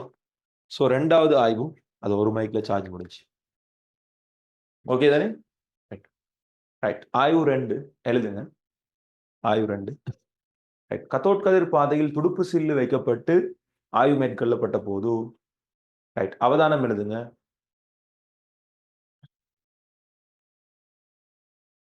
துடுப்பு சில்லானது சுழல ஆரம்பித்தது. துடுப்பு சில்லானது சுழல ஆரம்பித்தது. துடுப்பு சில்லானது சுழல ஆரம்பித்தது. துடுப்பு சில்லானது சுழல ஆரம்பித்தது. தொடர்ந்து எழுதுங்க. எனவே கத்தோட் கதிர்கள் துணிக்கை குணாதிசயத்தை கொண்டிருந்தன. எனவே கத்தோட் கதிர்கள் துணிக்கை குணாதிசயத்தை கொண்டிருந்தன. துடுப்பு சில்லானது சுழல ஆரம்பித்தது. எனவே கத்தோட் கதிர்கள் துணிக்கை குணாதிசயத்தை கொண்டிருந்தன. துணிக்கைக்குரிய இயல்பு. ரைட். கீழே பெறப்பட்ட முடிவுகள் உண்டு. கத்தோட் கதிர்களுக்கு உந்தம் உண்டு. கத்தோட் கதிர்களுக்கு இயக்க சக்தி உண்டு. கத்தோட் கதிர்களுக்கு கணத்தாக்கம் உண்டு. இந்த 3ஐ எழுதணும். உந்தம் உண்டு, இயக்க சக்தி உண்டு, கணத்தாக்கம் உண்டு. அவ்வளவுதான். சரி. ஸோ நாங்க குரூக்ஸின் ஆய்வுகள் முடிச்சிட்டோம். இப்ப நாங்க அடுத்ததாக யாரை பார்க்க போறோம்? தொம்சனின் ஆய்வுகள் பார்க்க போறோம். ஸோ நாங்க அடுத்ததாக தொம்சனின் ஆய்வுகளுக்கு போவோம். ரைட். குரூக்ஸ் 2 ஆய்வுகள் செய்தது போல, ஜே தொம்சன் 3 ஆய்வுகளை செய்தாரு. ஸோ தொம்சன் தண்ட ஆய்வுகளை எப்படி செஞ்சாருன்னு சொல்லித்தான் இப்ப நாங்க பார்க்க போறோம். சரி. ஸோ கவனிங்க. தொம்சனின் ஆய்வுகள், ஜே தொம்சனின் ஆய்வுகள். ஜே தொம்சன்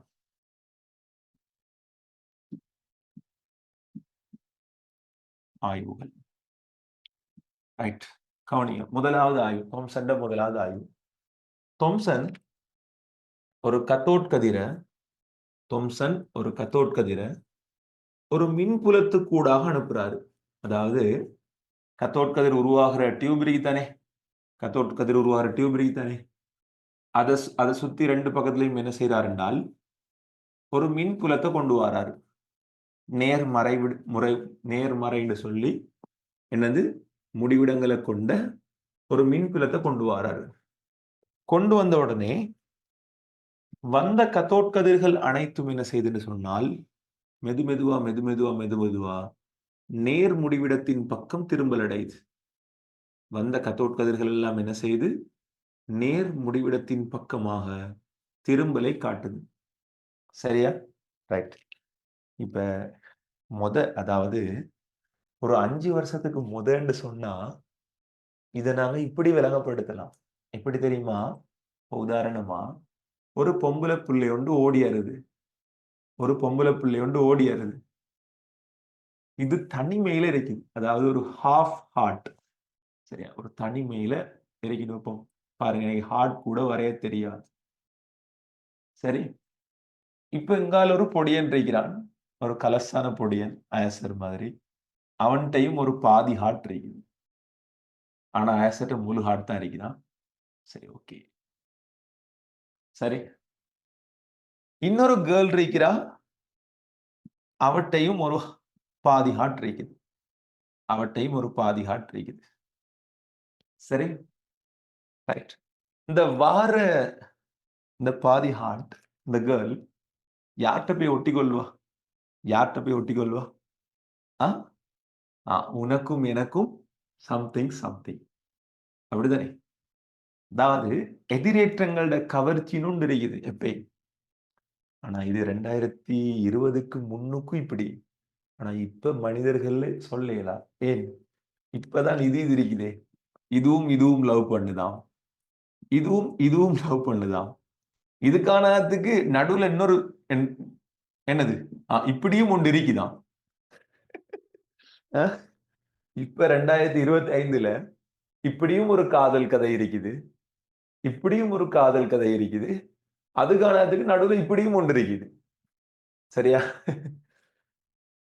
கடவுளே, தாங்க முடியல. சரியா? 2020க்கு முதல்ல இதை வடிவா விளங்கப்படுத்தலாம்.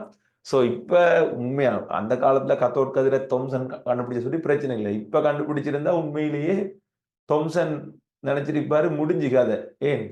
அவருக்கு டவுட்டா இருக்கும் சில நேரம், கத்தோட் கதிர் இப்படி சேர்ந்துச்சா இல்ல இப்படி சேர்ந்துச்சான்னு. சரியா? தொம்சனுக்கு தெரியும் நாங்க இதுக்குள்ள வச்சது என்னது? நேர் முடிவிடம். ஆகவே கத்தோட் கதிர் இங்க நோக்கி ஓடி வருது என்று சொன்னால், கத்தோட் கதிர் இந்த திசையில ஓடி வருதுன்னு சொன்னால், கத்தோட் கதிருக்கு என்ன இயல்பு இருக்குது? மறை இயல்பு இருக்குது. கத்தோட் கதிருக்கு என்ன இயல்பு இருக்குது? மறை ஏற்றம் இருக்குது. கத்தோட் கதிர்கள் மறையேற்றமுடைய துணிக்கைன்னு சொன்னாரு. கத்தோட் கதிர்கள் மறையேற்றமுடைய துணிக்கை. மின்னோட்டத்தை காவுகின்ற துணிக்கை தான் யார் என்று சொன்னது? இலத்திரன் அப்படின்னு ஸ்டோனி சொன்னாரு. இந்த கத்தோட்டு கதிர்கள் மறையேற்றமுடைய துணிக்கைகள்னு சொல்லி தொம்சன் கண்டுபிடிச்சாரு. ஆகவே இதுல இருந்து தொம்சன் சொன்னாரு, இந்த மறையேற்றப்பட்ட துணிக்கை தான் யாரு? இலத்திரன். ஆகவே இலத்திரனுக்கு பெயரிட்டது யாரு? ஸ்டோனி. ஆனால் இலத்திரனை கண்டுபிடிச்சது யாரு? தொம்சன். எல்லாருக்கும் விளங்கிட்ட அந்த கதை? இலத்திரனுக்கு பெயரிட்டது யாரு? ஸ்டோனி. ஆனா இலத்திரனை கண்டுபிடிச்சது யாரு? தாம்சன். விளங்கிட்டா? எல்லாருக்கும் விளங்கிட்டா? ஒரு ஹேண்ட்ஸப். விளங்கிட்டான ஒரு ஹேண்ட்ஸப். சரிதானே? கத்தோட்டு கதிர்கள் அதனுடைய பாதையில வைக்கப்பட்ட மின்புலத்துல என்ன செய்து நேர் முடிவிடத்தை நோக்கி திரும்பல காட்டுது. இதுல இருந்து அவர் சொல்றாரு, இது என்னது? இலத்திரன் அப்படின்னு சொல்றாரு. இது அவரோட முதலாவது ஆய்வு. இப்ப நாங்க 2வது ஆய்வை கொஞ்சம் பார்ப்போம்.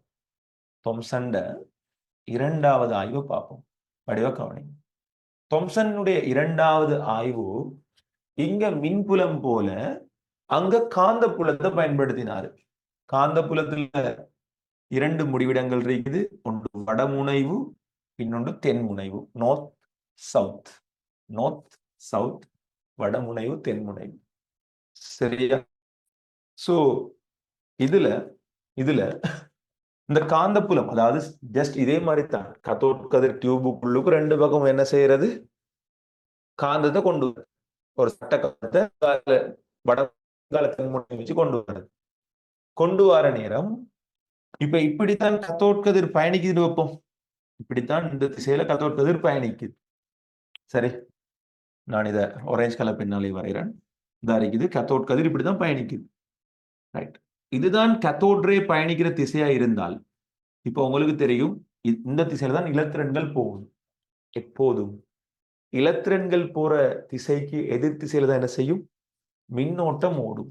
ஆகவே மின்னோட்டம் என்ன செய்யும், இந்த திசையில ஓடும். மின்னோட்டம் என்ன செய்யும், இந்த திசையில ஓடும். மின்னோட்டம் இந்த திசையில ஓடினால் காந்தப்பாயம் எந்த திசையில போகுது, காந்தப்புலம் எந்த திசையில போகுது, நார்த்ல இருந்து சவுத்து. இந்த திசையில என்ன போகுது, காந்த விசை கோடுகள் போகுது. இந்த திசையில காந்த விசை கோடுகள் போகுது. அதே நேரம் கீழ் நோக்கின திசையில என்ன ஓடுது, மின்னோட்டம் ஓடுது. ஆகவே பிளமிங்கின் இடக்கை விதிக்கு அமைவாக, நீங்க ஓ லெவல்ல படிச்சீங்க பிளமிங் இடக்கை விதி. பிளமிங் இடக்கை விதிக்கு அமைவாக மின்னோட்டம், காந்த விசை, கத்தோட் கதிர்கள் என்ன செய்து திரும்பல காட்டுது. அதாவது போன கத்தோட் கதிர் என்ன செய்து இப்ப வெளிநோக்கி வெளியே வருது. சோ நாங்க வெளியே வந்தா நாங்க எப்படி காட்டுவோம், இப்படி காட்டுவோம். நீங்க ஓ லெவல்ல படிச்சுட்டு வந்தீங்க. வெளியே வந்தா நாங்க எப்படி காட்டுவோம், இப்படி காட்டுவோம். சோ கத்தோட்டு கதிர்கள் என்ன செய்து பிளமிங்கின் இடக்கை விதிக்கு அமைவாக திரும்பலை காட்டுது. அப்ப பிளமிங்கின் இடக்கை விதிக்கு திரும்பல காட்டுறது யாரு, ஒரு மின் கதிர இயல்பு, அதாவது மின்னோட்டத்துக்கு ஆகிற ஒரு கதிர். ஆகவே நான் ஏற்கனவே சொல்லிட்டேன், இலத்திரன் தான் இங்க ஓடுதுன்னு சொல்லி. ஆகவே மின்னோட்டத்தை காவுறத்தால கத்தோட்டு கதிர் உண்மையிலேயே என்ன கதிர், ஒரு மின் கதிர். கத்தோட்டு கதிர் உண்மையிலேயே என்ன கதிர், மின் கதிர். கத்தோட்டு கதிர் ஒரு நாளும் ஒரு காந்த கதிர் அல்ல. கத்தோட்டு கதிர் ஒரு நாளும் ஒரு காந்த கதிர் அல்ல. உதாரணமா கத்தோட்டு கதிர் ஒரு காந்த கதிரா இருந்தா என்ன செஞ்சிருக்கும், வட துருவத்திலிருந்து தென் துருவத்தை நோக்கி போய் சேரும். இப்ப கத்தோட்டு கதிர் ஒரு காந்த கதிரா இருந்தா ஏதாவது ஒரு முனையை போய் சேர்ந்திருக்கும். ஆனா இது என்ன செய்யுது, வெறுமனே ஒரு மின் கதிர்ன்றதால இது காந்த இயல்பை பிரதிபலிக்கவில்லை.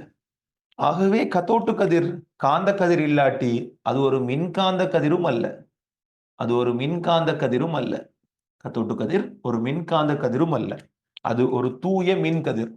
ப்ரொஃபசர் எந்த அளவுக்கு கேள்வி கேட்பார் என்று சொன்னால், ப்ரொஃபசர் உங்களை அப்படியே மயக்குவார். எப்படின்னா பேப்பர்ல இப்படி ஒரு வசனத்தை போடுவார், கத்தோட்டு கதிரின் வேகம், கத்தோட்டு கதிரின் வேகம் 3 தர 10⁸ ms-1 ஆகும்னு போடுவார்.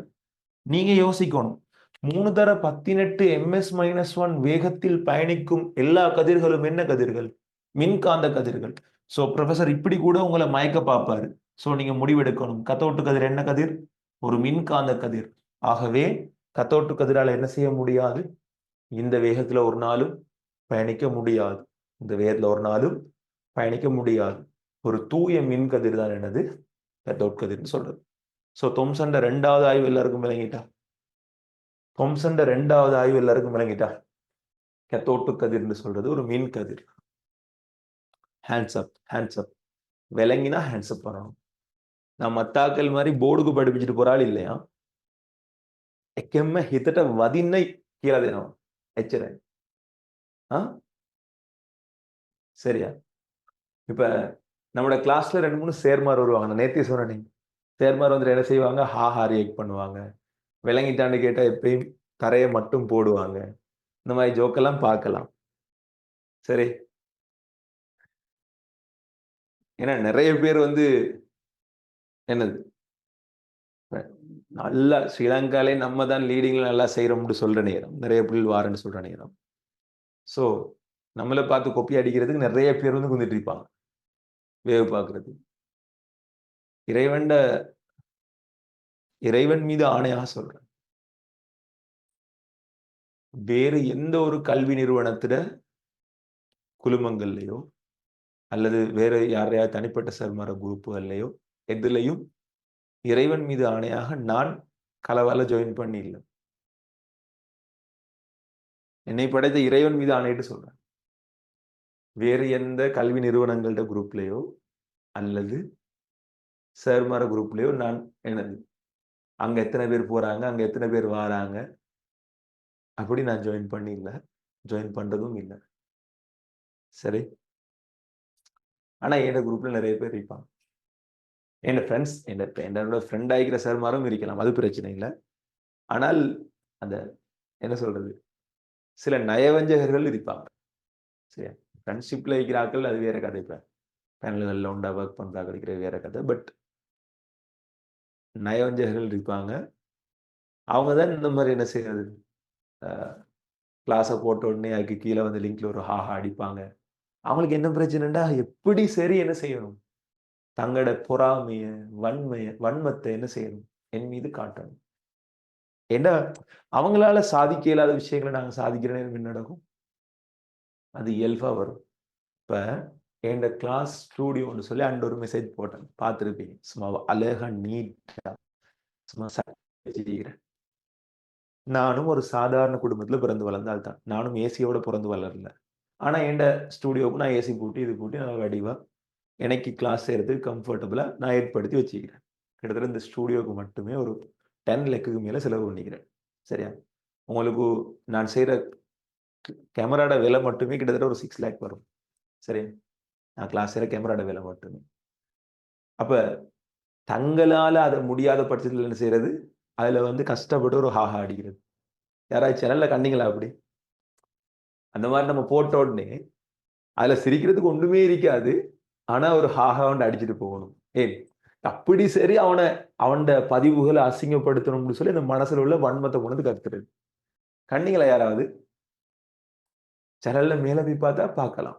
கம் எக்ஸ்பர்ட் ஆயா சார் வாட்ஸ்அப் சேனல்ல. எத்தனை பேர் கண்டீங்க? ஹேண்ட்ஸ் அப் பண்ணுங்க. கண்டாக்கள். சும்மா எல்லா பதிவுகள்ல இந்த ஜோக்ஸ் பார்க்கலாம்.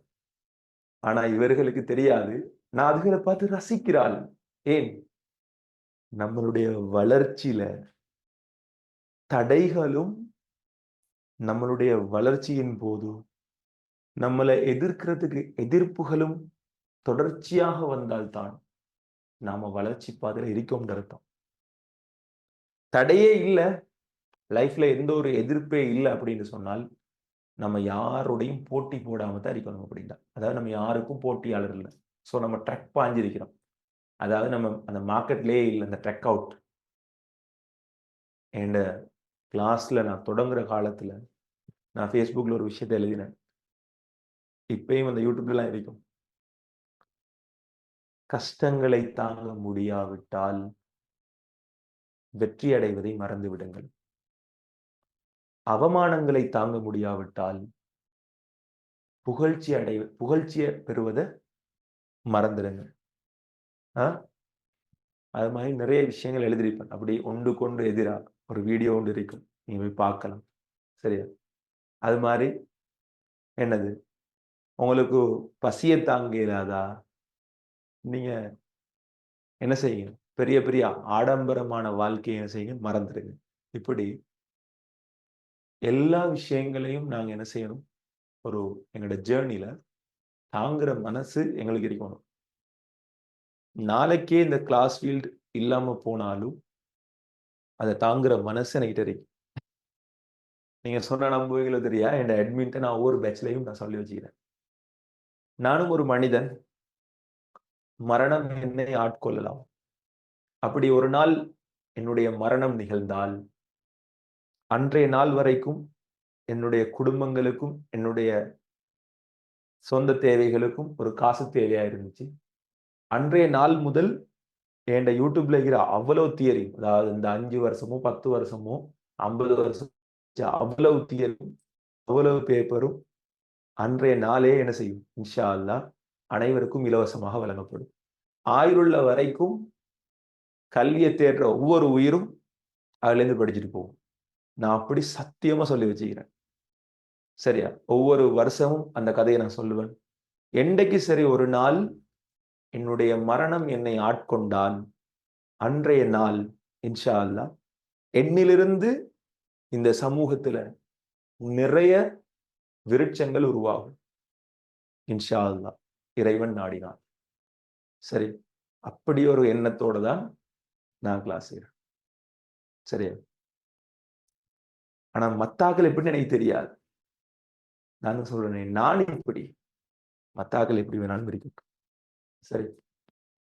சோ என்றைக்காவது நான் அப்படிதான் இருக்க விருப்பம். என்றைக்கும் என்னால எனது பிரயோசனப்படுற ஒரு கூட்டம் இருந்துட்டே இருக்கும். அது அவ்வளவுதான். சரி, ஆனா நான் உயிரோடு வாழும் போது என் குடும்பத்தை மெயின்டைன் பண்றதுக்கு, என் கனவுகளை மெயின்டைன் பண்றதுக்கு எனக்கு ஒரு காசு தேவை. எனக்கிட்ட நான் ஏலவில் எழுதி முடிக்கிற நேரம் எனக்கின்று சொந்த ஒரு பைக் இருக்கல்ல, எனக்கின்று சொந்தமா ஒரு வாகனம் இருக்கல்ல, எனக்கின்று சொந்தமா எந்த ஒரு அடையாளமும் இருக்கல்ல. என்ன வாப் மூத்தா போனதுக்கு பிறகு நானும் கஷ்டப்பட்டு தான் படிச்சேன். சரியா? கஷ்டப்பட்டு படிச்சு இன்றைக்கு அதாவது பொதுவா ஸ்ரீலங்கால நான் நினைக்கிற மாதிரி நீங்க யாரையும் இப்படி கேள்விப்பட்டிக்க மாட்டீங்க. சொந்த காசுல மெடிசின் படிக்கிறாங்கள கேள்விப்பட்டீங்களா? அதாவது நான் கண்ட கனவு ஒன்று இருந்துச்சு. என் அம்மா அப்பாவுக்கு ஒரு கனவு ஒன்று இருந்துச்சு. என் புள்ள ஒரு டாக்டர் ஆகணும் அப்படின்னு சொல்லி. அந்த அந்த கனவுக்காக யாராவது ரூ. 1,00,00,000 1,50,00,000 செலவழிச்சு சொந்த காசில எந்த ஒரு யாரையும் ஒரு துளி வேர்வையும் கலக்காம சொந்த காசுல யாராவது மெடிசின் படிக்கிறாங்கன்னு கேள்விப்பட்டிருப்பீங்களா? அப்படி படிச்சு முடிச்சால் இன்ஷா அல்லாஹ் அதுல முதல் ஆளா நான் தான் இருப்பேன். அப்பம் வித்து படிச்சு சேர்மார் ஆயின கதை கேள்விப்பட்டிருப்பீங்க. அப்பம் வித்து படிச்சு அல்லது கடையா வேலை செஞ்சு படிச்சு அப்படி செஞ்ச கதை இப்படி செஞ்ச கதை கேள்விப்பட்டிருப்பீங்க. ஆனால் ஏண்ட கதையை நான் எப்படி உருவாக்கணும்னு சொல்லி எனக்கு தெரியும். நான் இறைவன்ட்ட பிரார்த்தனை செஞ்சுக்கிறேன். இறைவன் அதை என்றைக்காவது ஏற்றுக்கொண்டால் அந்த கதை நான் நினைத்தபடி எழுதப்படும். நான் என் கிளாஸ்ல அடிக்கடி பிள்ளைகளுக்கு நிறைய மோட்டிவேஷன் பண்ணுவேன். அப்பெல்லாம் சொல்லுவேன்,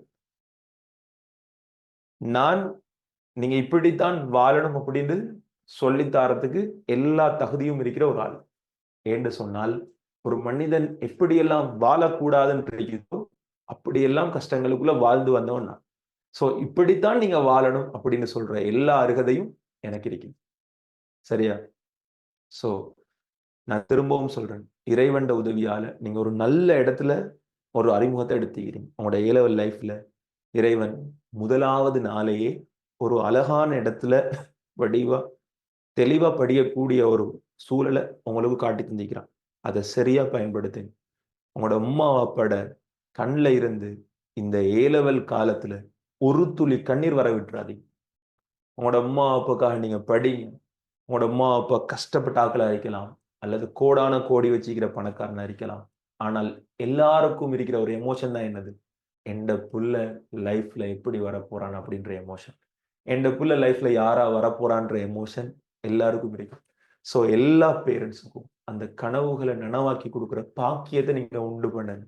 உங்களோட முதலாவது சைலையை ஏண்ட புள்ள இப்படி ஒரு ரிசல்ட்ஸ் எடுத்துன்னு சொல்லி உங்களோட ஊர்ல உங்களை அவமானப்படுத்தின ஆக்கள், உங்களோட பேசாத சொந்தக்கார ஆக்கள், நீங்க கடந்து போகும்போது கதவை சாத்திட்டு இருக்கிற ஆக்கள், உங்களுடைய நலவுகளின் போது உங்களை பாராட்டாதாக்கள், அவர்களோட வீட்டு விசேஷங்களுக்கு உங்களை மதிச்சு கூப்பிடாதாக்கள், எல்லாரும் ஒரு நாள் உங்களோட காலடியில வந்து சேர்றது உங்களோட முயற்சியில இருக்கு பிள்ளைங்க. உங்களோட முயற்சி தான் நீங்க இந்த உலகத்துல யார வாழ போறீங்கன்றதை தீர்மானிக்கும் முதலாவது. இரண்டாவது இறைவன்ட அருள். சரியா? நீங்க முயற்சி செஞ்சால், நீங்க பிரார்த்தனை செய்தால் அடுத்தபட்சமாக இறைவன் அருள் உங்களுக்கு கிடைக்கும். சோ இறைவன் உங்களுக்கு ஒரு நல்ல இடத்தை காட்டி தந்திக்கிறான் உங்களோட லைஃபை சரியா படிக்கிறதுக்கு. சரியா? சோ அதை சரியா பயன்படுத்து. அவ்வளவுதான் என்னால சொல்லலாம். நம்பிக்கை வைங்க, நம்பி படிங்க. நீங்க பல்கலைக்கழகங்கள் தாண்டி அதை தாண்டி போற நேரம் கூட நிச்சயமாக இந்த உடல்ல உயிர் இருந்தால், அந்த நேரத்துக்கு நான் நல்லா இருந்தால், உங்களுக்கு ஒரு வழிகாட்டல் செய்யணும்னால் அந்த இடத்துலயும் உங்களுக்காக நான் வழிகாட்டல் செய்வேன். உங்களுடைய வீட்டுல ஒரு ஆளா, உங்களுடைய சொந்தங்கள்ல ஒரு ஆளா, உங்களுடைய ஒரு குடும்ப நபரா, உங்களோட ஒரு வெல் விஷரா சொல்றேன்.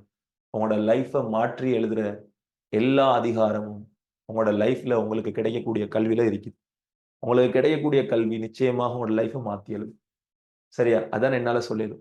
என்றால் அந்த கல்வியால கொடையாகி வந்த ஆள்ல நானும் ஒரு லிவிங் ப்ரூஃப். சோ கல்வியா கொண்டு உங்களுக்கு எல்லாத்தையும் மாத்தலாம். அதை நல்லா மனசுல வைங்க.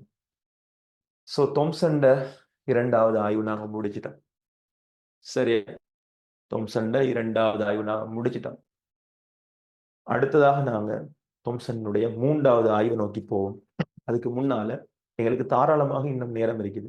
நாங்க தொம்சன் 2வது ஆய்வை எழுதிட்டு அவசரமா 3வது ஆய்வு போவோம். 3வது ஆய்வு சுப்பீரியா விளங்கும். சரி, ரைட். தொம்சன் ஆய்வு 1 எடுங்க. ஆய்வு 1க்கும் தேவையான படம் உங்களுக்கு அழகாக இடத்துல தரப்பட்டிருக்குது. ஸோ நீங்க உங்களுக்கு பார்த்தாலே விளங்கும். ஸோ அவதானம் பாருங்க பிள்ளைகள், அவதானம். இதன் போது அதிகளவான கத்தோட்கதிர்கள் நேர் மின்புல முனைவை நோக்கி அசையும் எழுதுங்க. அவதானம் ஜஸ்ட் எழுதுங்க. இதன் போது அதிகளவான கத்தோட்கதிர்கள் நேர் மின்புல முடிவை நோக்கி அசையும். நேர் மின்புல முடிவை நோக்கி அசையும். இதன் போது அதிகளவான கத்தோட்கதிர்கள் நேர் மின்புல முடிவை நோக்கி அசையும்.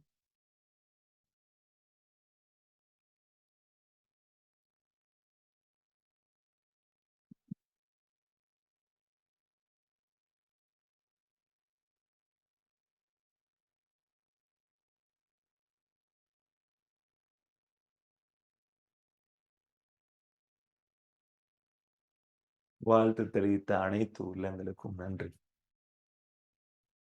சரி, எழுதுங்க. இதன் போது பெரும்பாலான கதிர்கள் நேர் மின்புல முடிவை நோக்கி அசையும். ரைட். முடிவு, பெறப்பட்ட முடிவு எழுதுங்க. பெறப்பட்ட முடிவு எழுதுங்க. நேர்முனைவை நோக்கி திரும்பலை காட்ட வேண்டுமெனில், நேர்முனைவை நோக்கி திரும்பலை காட்ட வேண்டுமெனில் கத்தோட்டு கதிர்கள் பிராக்கெட்ல போடுங்க, இலத்திரன்கள் மறையேற்றத்தை கொண்டிருக்க வேண்டும்.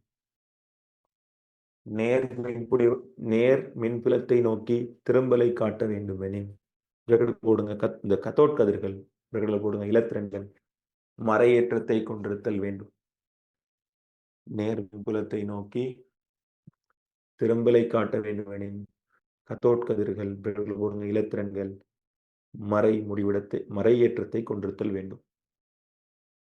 ஸோ தொம்சன் 2வது ஆய்வு அவசரமா எழுதுங்க. பாருங்க, துணிக்கை துளையிடப்பட்ட அனோட்டை பயன்படுத்தி கெம் எக்ஸ்பர்ட் ஆசர் துளையிடப்பட்ட அனோட்டை பயன்படுத்தி அதனூடாக வெளியேறும் கதிர் காந்த புலத்தின் ஊடாக ஊடுருவ செய்தல். ஸோ கீழே இந்த படத்தை நீங்க வரையணும். காந்த புலத்துல என்ன நடக்கும்னு சொல்லி இந்த படத்தை நீங்க முதல்ல வரைங்க. அவசரமா கொஞ்சம் குயிக் பண்ணணும். வேகமா வேகமா உங்களால முடியும்.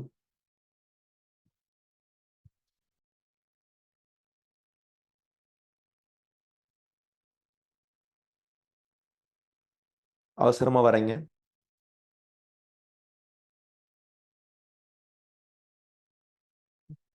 பே பண்ண பிள்ளைகள் டியூட் கேட்டுக்கிறீங்க நிறைய பேர். டியூட்டும் நான் சொன்ன மாதிரி ஏற்கனவே இன்ஷால்லா உங்களுக்கு மண்டே அல்லது டியூஸ்டே வந்து சேரும். நிறைய பேர் பெய்ட் அக்கௌண்ட் நம்பர் கேட்டுக்கிறீங்க. இன்ஷால்லா நான் குரூப்ல போட்டு வரேன். இன்றைய எந்த கிளாஸை தொடர்ந்து அடுத்ததாக அகாடமியில் ஃபிசிக்ஸ் கிளாஸ் 9:30 நடக்கும். இதே லிங்க்ல ஜாயின் பண்ணலாம் நீங்க. சரியா? 9:30 நடக்குமா? இதே லிங்க்ல நீங்க ஜாயின் பண்ணலாம். 9க்கு நாங்கள் முடிப்போம். 9:30 நீங்க ஜாயின் பண்ணிக்கொள்ளலாம். சரி, ரைட். ஸோ வரைஞ்சி கீழே அவதானம் எழுதுங்க பிள்ளைகள். அவதானம் அவதானம் எழுதுங்க. கத்தோட்கதிரானது காந்தப்புலத்தில் கத்தோட்கதிரானது காந்தப்புலத்தில்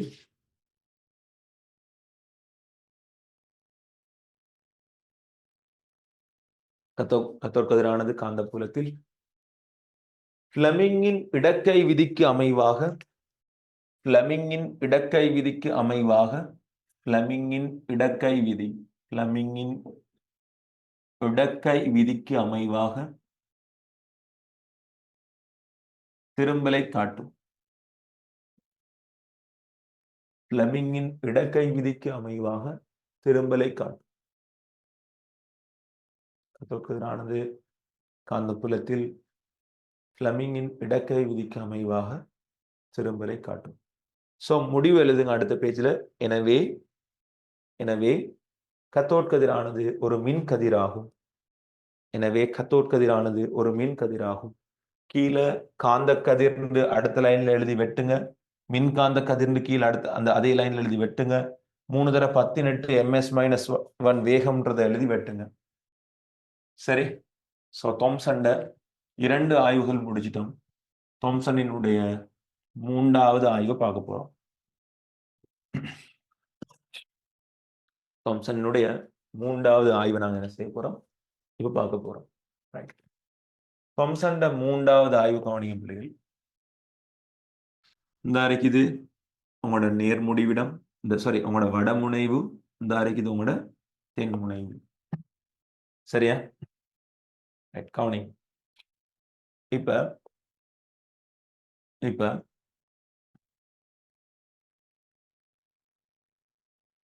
கத்தோட் கதிர் குழாய்க்குள்ளுக்கு வேறுபட்ட மூலக வாயுக்களை போடுறாங்க. இப்போ உதாரணமா ஒரு நேரத்துக்கு ஹீலியம் வாயுவை போடுறாங்க, இன்னொரு நேரத்துக்கு நியோனை போடுறாங்க, இன்னொரு நேரத்துக்கு ஐதரசனை போடுறாங்க, இன்னொரு நேரத்துக்கு நைதரசனை போடுறாங்க. அப்ப கத்தோட் கதிர் குழாய்க்குள்ளுக்கு என்ன செய்யறாங்க, வேறுபட்ட வாயுக்களை பயன்படுத்துறாங்க. இப்படி அல்லது கத்தோட்டாக வேறுபட்ட மூலகங்களை பயன்படுத்துறாங்க. அந்த கத்தோட் தட்டுக்கு வேறுபட்ட மூலகங்களை பயன்படுத்துறாங்க. அப்படி கத்தோட் தட்டுக்கு வேறுபட்ட மூலகங்களை பயன்படுத்துற நேரம் அல்லது வாயுக்குழாய்களை பயன்படுத்துற நேரம் ஒவ்வொரு சந்தர்ப்பத்திலையும் பார கத்தோட் கதிர்கள் பிளமிங்கின் இடக்கை விதிக்கு அமைவாக என்ன செய்யும், திரும்பல காட்டும். ஸோ இப்படி வந்து இதுல அப்படியே திரும்பும். இதுல அப்படியே திரும்பும். ஸோ வார கத்தோட் கதிர்கள் பிளமிங்கின் இடக்கை விதிக்கு அமைவாக என்ன செய்யும், திரும்பலை காண்பிக்கும். சரியா? ரைட். ஸோ ஒரு கோணத்துல திரும்பும். இந்த காந்தப்புலம் இல்லாட்டி வந்து இந்த கதிர் இந்த நேர்கோட்டுல பயணிச்சு என்ன செஞ்சிருக்கும், அந்த டியூப்ல போய் அடிச்சிருக்கும். அங்கால இந்த படத்தை பார்த்து. சரியா? சோ இந்த காந்தப்புலத்தை வைக்காட்டி இந்த கதிர் நேராவே போயிருக்கும். வேறுபட்ட கத்தோடுகளை பயன்படுத்துற நேரம் சரி, வேறுபட்ட கத்தோடுகளை பயன்படுத்துற நேரம் ஒவ்வொரு முறையும் பார கதிர்களை உட்டு பார்க்கிறார் இப்படி. ஆனால் எல்லா கதிர்களும் ஒரே அளவான விலகல் கோணத்தை தான் காட்டுது. எல்லா கதிர்களும் ஒரே அளவான விலகல் கோணத்தை தான் காட்டுது. அதாவது விலகல் கோணம் மாறல. சோ வேறுபட்ட கத்தோடுகளை பயன்படுத்தினாலும் வேறுபட்ட மூலங்களை பயன்படுத்தினாலும் பார கத்தோட் கதிர இயல்பு என்ன செய்யல, மாறல, விலகல் கோணம் மாறல. ஆகவே தாம்சன் ஒரு முடிவெடுக்காரு, எல்லா மூலகங்களுக்கும் கத்தோட் கதிர்ன்றது ஒரு பொதுவான விடயம். எல்லா மூலகங்களுக்கும் கத்தோட் கதிர்னு சொல்றது ஒரு பொதுவான விடயம். கத்தோட் கதிர்ன்றது மறைமுகமான அர்த்தம் யாரு, இலத்திரன். ஆகவே எல்லா மூலகங்களுக்கும் இலத்திரன்றது ஒரு பொதுவான விடயம். சோ உலகத்துல ஸ்ரீலங்கால இருக்கிற இலத்திரன் அதே இயல்பு தான் யூஎஸ்ல இருக்கிற இலத்திரனும் இருக்கும். இலத்திரன் சொல்றது கிட்டத்தட்ட ஒரு கேர்ள் மாதிரி. இந்த உலகத்துல இருக்கிற எல்லா பெண்களுக்கும் ஒரே இயல்பு தான். என்னது ஆண்களை மொட்டை அடிக்கிறது. இந்த உலகத்துல இருக்கிற எல்லா பெண்களுக்கும் என்ன இருக்குது, ஒரே இயல்பு தான் இருக்குது. என்னது? நிறைய இருக்குது. How to understand a man, இவ்வளவு மட்டும் புக் உண்டு. How to understand a woman, இவ்வளவு மட்டும் புக் உண்டு. Volume 1. How to understand a man, இவ்வளவு மட்டும் புக் உண்டு. திரும்ப சொல்றேன், how to understand a woman, இவ்வளவு மட்டும் புக் தான். என்னது? வால்யூம் 1. சோ தாம்சன் சரியா சொன்னாரு, இந்த உலகத்துல இருக்கிற எல்லா மூலகங்களுக்கும் இலத்திரன்றது என்னது, ஒரு பொதுவான விடயம். சரியா? உதாரணமா இப்ப 2 பேர் ரிலேஷன்ஷிப்ல இருக்கிறாங்கன்னு இருப்போம். சரியா? 2 பேர் ரிலேஷன்ஷிப்ல இருக்கிறாங்க. உதாரணமா, அதாவது இப்ப நிறைய கப்பல்ஸ் இருக்கிறாங்க. எல்லா கப்பல்ஸ்லயும் தண்ட போய் இன்னொரு கேர்ளோட பேசினால் எல்லா இலத்திரனும் ஒரே மாதிரி தான் நடந்து கொள்ளும். ஒரே மாதிரி தான் விலகல். எப்படி வந்துட்டாங்க? என்ன என்ன உனக்கு அவள் தானே முக்கியம், அவளோட போய் பேசிட்டு இருந்தே கண்ணு. அதான் தோம்சன் சொல்றாரு, உலகத்தில் இருக்கிற எல்லா இலத்திரனும் ஒரே மாதிரி தான், இயல்பு உண்டு தான். சரி, சோ வடிவா தோம்சன் நிறுவி விட்டார். அதை எல்லாருக்கும் விளங்கிட்டா? சோ முதலாவது விஷயம் எல்லாருக்கும் விளங்கிட்டா?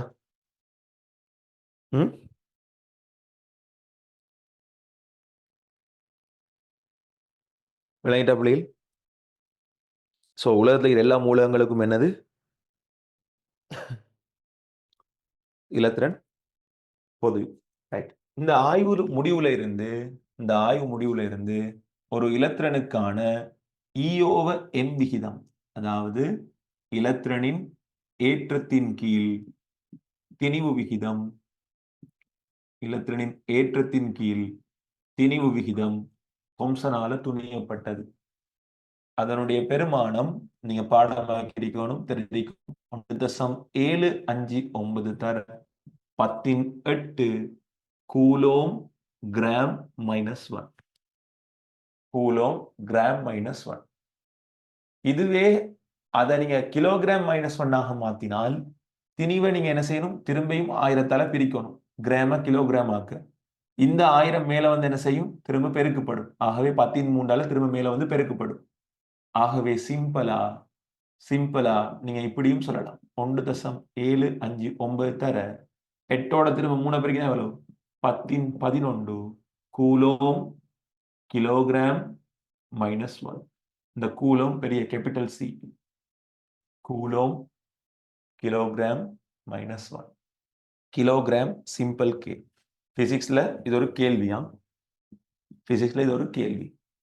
சரி, அலகு பரிமாணம் இது ஒரு கேள்வி.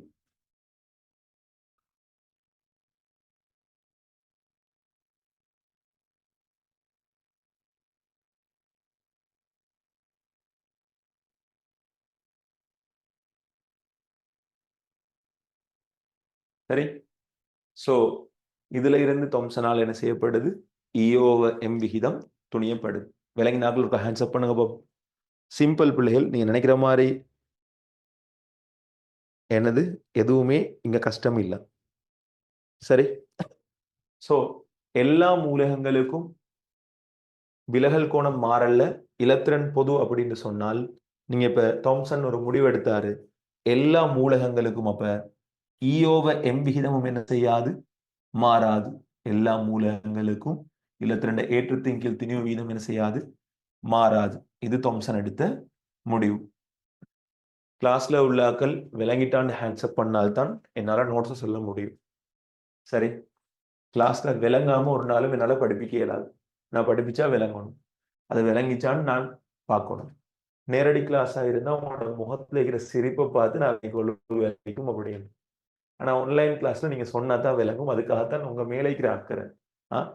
நீங்க கொடுத்து படிக்கிற காசுக்கு, நீங்க கொடுத்து படிக்கிற நேரத்துக்கு பிரயோசனமா இருக்கணும்னு சொல்லி உங்க மேலே இருக்கிற அக்கறையில தான் உங்கள்கிட்ட கேட்கறது. விளங்கிச்சான்னு திரும்ப. சோ வார்த்தைக்கு கட்டுப்பட்டு மரியாதை உள்ள அனைத்து ஜீவன்களும் விளங்கினால் விளங்கிச்சுன்னு ஹேண்ட்ஸ் அப் பண்ணலாம், அல்லது விலங்கலாட்டி விலங்கலடு அட்லீஸ்ட் ஒரு கமெண்ட்ஸ் போடலாம். சரி, ரைட். சோ கீழே கவனியம் பிள்ளைகள், ஆய்வு 3 இறக்க குழாயினுள் வேறுபட்ட வாயுக்கள் பயன்படுத்தப்படும் போது. சோ அவதானம் எழுதுங்க பிள்ளைகள், அவதானம் எழுதுங்க. இதன் போது பெறப்படும் கத்தோட் கதிர்கள்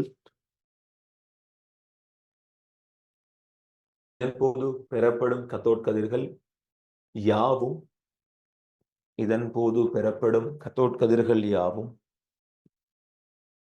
ஒரே அளவான விலகல் கோணத்தை கொண்டிருந்தன. இதன் போது பெறப்படும் கத்தோட் கதிர்கள் யாவும் ஒரே அளவான விலகல் கோணத்தை கொண்டிருந்தன. போது பெறப்படும் கத்தோட் கதிர்கள் யாவும் அளவான கோணத்தை கொண்டிருந்தன.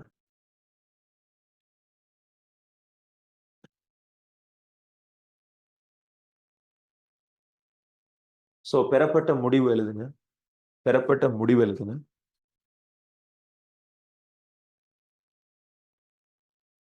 பெறப்பட்ட முடிவு எழுதுங்க. வாயுக்கள் மாறினாலும் பெறப்பட்ட முடிவு எழுதுங்க. வாயுக்கள் மாறினாலும் பிரகடல போடுங்க மூலகங்கள். வாயு மாறுன அர்த்தம் மூலகம் மாறுது தானே. ஹீலியம், நியோன், நைதரசன், ஐதரசன் மூலகம் மாறுது. சோ எழுதுங்க வாயுக்கள் மாறினாலும் பிரகடல போடுங்க மூலகங்கள் மாறினாலும் கத்தோட்டு கதிரின் இயல்பு பிரகடல போடுங்க. பிரகடம் மூடிட்டு அதுக்கப்புறம் கத்தோட்டு கதிரின் இயல்பு பிரகடல திரும்ப போடுங்க. இலத்திரனின் இயல்பு மாறாது.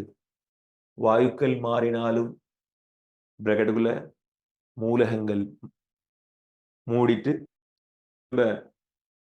கத்தோட்டு கதிரின் இயல்பு பிரகடல இலத்திரண்ட இயல்பு மாறாது. வாயுக்கள்ல மாறும்போது இலத்திரண்ட இயல்பு மாறாது. எல்லாரும் சோ அடுத்த லைன்ல நீங்க வேற கலப்பினால் எழுதலாம். ஒரு சிங்கிள் லைன் ஒன்று போகுது பெருசா, அதுல வேற கலப்பினால் எழுதலாம். எனவே மூலகங்கள் யாவற்றுக்கும் இலத்திரன் பொதுவான ஒன்றாகும்.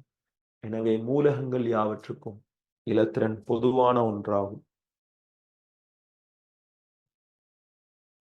எனவே மூலகங்கள் யாவற்றுக்கும் இலத்திரன் பொதுவான ஒன்றாகும்.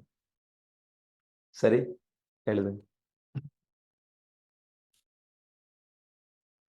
இலத்திரன் பொதுவான ஒன்றாகும்.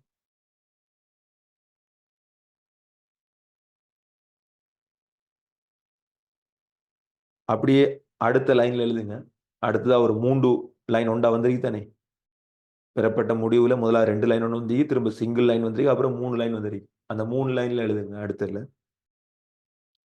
இவ்வாய்விலிருந்து இவ்வாய்விலிருந்து இவ்வாய்விலிருந்து ஜே தோம்சனினால்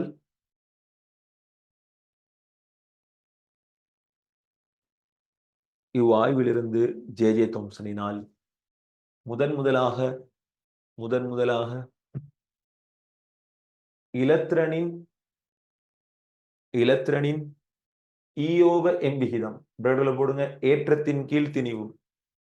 இவ்வாய்வின் முடிவிலிருந்து ஜே தோம்சனினால் முதலாக பிரடல போடுங்க ஈயோவ எம்பிகிதம் ஏற்றத்தின் கீழ் திணிவு. ஏற்றத்தின் கீழ் திணிவு ஈயோவர் எம் விகிதம். ஈயோவர் எம் விகிதம் துணியப்பட்டது. கீழே பெரிய ஸ்பேஸ் ஒன்று தானே, அந்த ஸ்பேஸ்ல ஈயோவர் எம் விகிதம் வடிவா இந்த பெருமானம் போட்டு காட்டுங்க பாபு. கூலோம் கிராம் -1ல போட்டால் 18, அதே கூலம் கிலோகிராம் -1ல போட்டா 10·11 போட்டு வேற கலப்பினால பாக்ஸ் பண்ணி காட்டுங்க. வேற கலப்பினால பாக்ஸ் பண்ணி காட்டுங்க.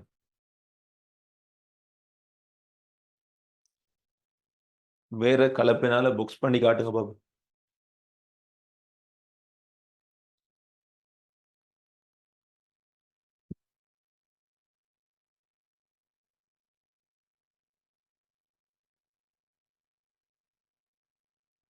வேற கலப்பினால பாக்ஸ் பண்ணி காட்டுங்க.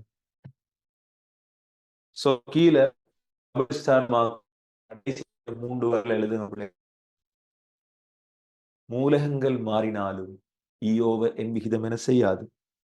கத்தோட்டு கதிர்களுக்கு மாறுபடாது. எழுதிக்கோ. மூலகங்கள் மாறினாலும் கத்தோட்கதிர்களுக்கு ஈயோவ என் விகிதம் மாறாது. லெட்டர்ஸ் சின்னதாக வரைக்கும் உங்களுக்கு நான் எழுதுறது. ஒரு ஆள் சொல்லிக்கிறாங்க லெட்டர்ஸை கொஞ்சம் பெருசா எழுதினா நல்ல அப்படின்னு. சின்னதாக வரைக்கும் ஸோ எழுதணும். கொஞ்சம் சூம் பண்ணி தர பிரச்சனை இல்லை.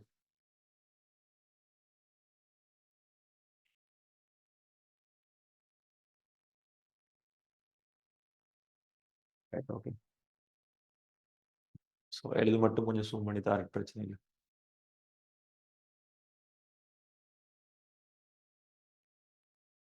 இப்போதைக்கு எழுது மட்டும். சரி, இப்போதைக்கா ரைட். ஸோ பாருங்க, இவ்வாய்வின் முடிவிலிருந்து கத்தோட் கதிர்கள் இலத்திரன்கள் ஆகும் என இலத்திரன்கள் ஜே தோம்சனினால் கண்டுபிடித்து அறிமுகம் செய்யப்பட்டது. இவ்வாய்வின் முடிவிலிருந்து கத்தோட் கதிர்கள் இலத்திரன்கள் ஆகும் என கத்தோட் கதிர்கள் ஜே தோம்சனினால் கண்டுபிடித்து அறிமுகம் செய்து வைக்கப்பட்டது. சரிதானே?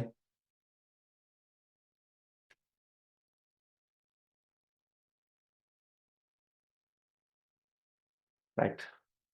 ஸோ இதோட இந்த கத்தோட்டு கதிர்களோட மேலதிக ஆய்வு 2 முடியதா. மேலதிக மொத்தமாக 5 ஆய்வுகள் முடியுது. அதுலேருந்து நாங்கள் நிறைய பண்புகள் படிச்சுக்கிறோம்.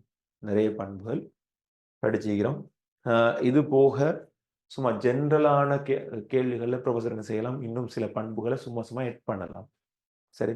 ஸோ அதுகள் கேள்வி செய்யும்போது நாங்கள் அந்த நாலேஜில் பார்த்துக்கொள்ள பார்ப்போம். சரியா? ரைட். ஸோ ஒரு தடவை நான் அடுத்ததாக ஒரு விஷயம் படிப்பிக்க போகிறேன். என்னது? இலத்திரன்களோட துணிக்கை இயல்பு மற்றும் அலை இயல்பு படிப்பிக்க போகிறேன். இப்போ படிப்பிக்கிறதுக்கு முன்னால் நீங்கள் பிரிண்ட் செஞ்சு வச்சுக்கிங்க தானே, அந்த பிடிஎஃப் அதில் இப்போ எழுதிங்க தானே. அதில் இந்த சடத்தினுடைய மின்கடத்தல்ல ஆரம்பிச்சிருந்தானே, நேற்றைய கிளாஸ்ல. அதுல இருந்து கொஞ்சம் அவசரமா பார்த்துட்டு வாங்க, படிச்ச விஷயத்தை கொஞ்சம் நார்மலா. ஏன்னா அந்த ரிவிஷன் இப்போ எங்களுக்கு தேவைப்படும்.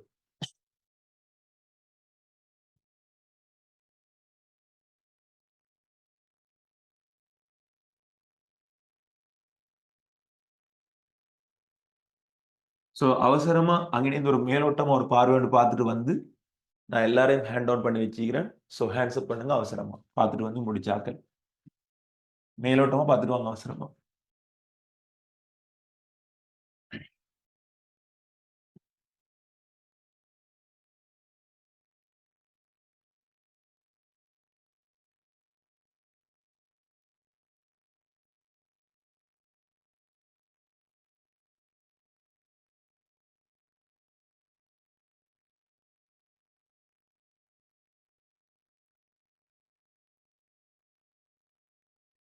அவசரமா பார்த்து முடிச்சாக்கள். நான் திரும்ப திரும்ப படிக்க சொல்லல, நார்மலா மேலோட்டமா அந்த வசனங்களை பார்த்துட்டு வாங்க. சும்மா ஒரு வாசிச்ச மாதிரி வேகமா, ஒரு ஸ்பீடான ஒரு ரிவிஷன் மாதிரி. எவ்வளவு வேகமா செய்யலுமோ அவ்வளவு வேகமா செய்யணும். சரியா? முடிச்சிட்டோமா? கத்தோட் கதிர் முடிச்சிட்டான். ஸோ அதுலேருந்து ஒரு சம்மரி வந்து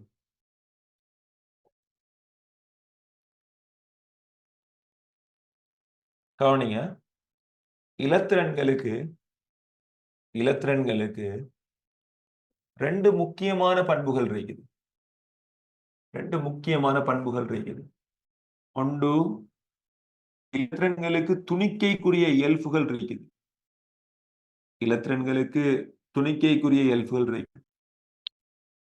இதுக்கு நல்ல ஆதாரம் முதலாவது ஸ்டோனிட வரைவிலக்கணம். ஸ்டோனிட வரைவிலக்கணப்படி மின்னோட்டத்தை காவும் மிகச்சிறிய துணிக்கை தான் என்னது? இலத்திரன். ஸோ துணிக்கை என்ற பெயர் அவர் வரைவிலக்கணத்தில் இடம்பெற்றிருக்குது. ஆகவே அது ஒரு நல்ல ஆதாரம் இலத்திரன்களுக்கு துணிக்கை இயல்பு இருக்குன்னு சொல்லி. இரண்டாவது, பரிசோதனையில துடுப்பு சில்லு சுழன்ற கூடையே அவர் சொல்லிட்டாரு, என்னது? துணிக்கைக்குரிய குணாதிசயம் இலத்திரன்களுக்கு இருக்குன்னு சொல்லி. இப்ப இலத்திரன்களுக்கு இன்னும் ஒரு இயல்பு ஒன்று இருக்குது, அலை இயல்பு. நீங்க ஓ லெவல்ல படிச்சிருக்கிறீங்க. ஒரு அலையை எடுத்துக்கொண்டால் ஒரு அலைன்னு சொல்றது என்னது? மீண்டும் மீண்டும் நடைபெற ஒரு இயக்கம். சிம்பிளா ஒரு அலை இயக்கம் பார்க்க இப்படி இருக்கும். ஒரு அலை இயக்கத்துல அடுத்துள்ள இரு ஒத்த அவத்தைகளுக்கு இடையிலான, உதாரணமா இந்த இருக்கிற இதே அவத்தை இங்கேயும் இருக்குது. அடுத்துள்ள 2 ஒத்த அவத்தைகளுக்கு இடையிலான தூரம், இதுக்கு சொல்ற பேரு தான் அலை நீளம்.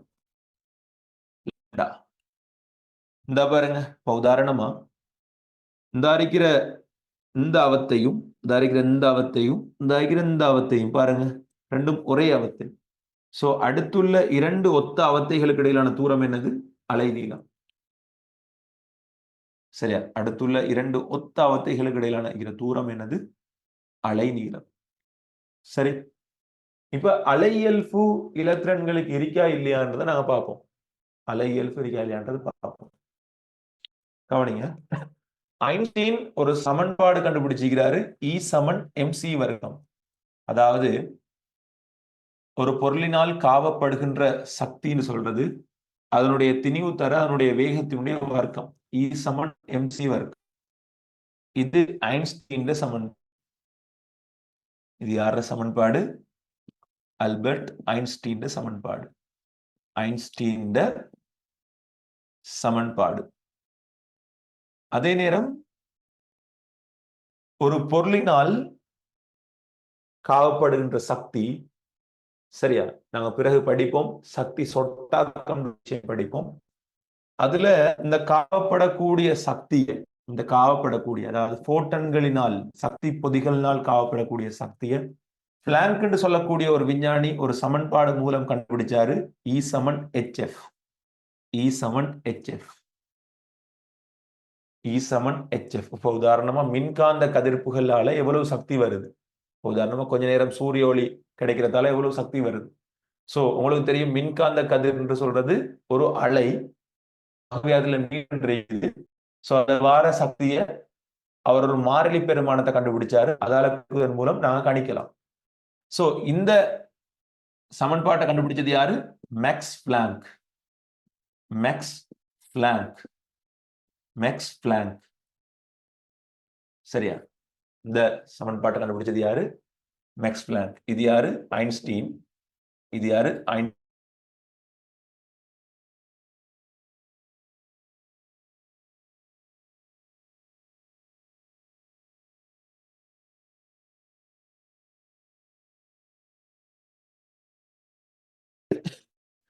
சோ இதுல இருக்கக்கூடிய ஒவ்வொரு கூறும்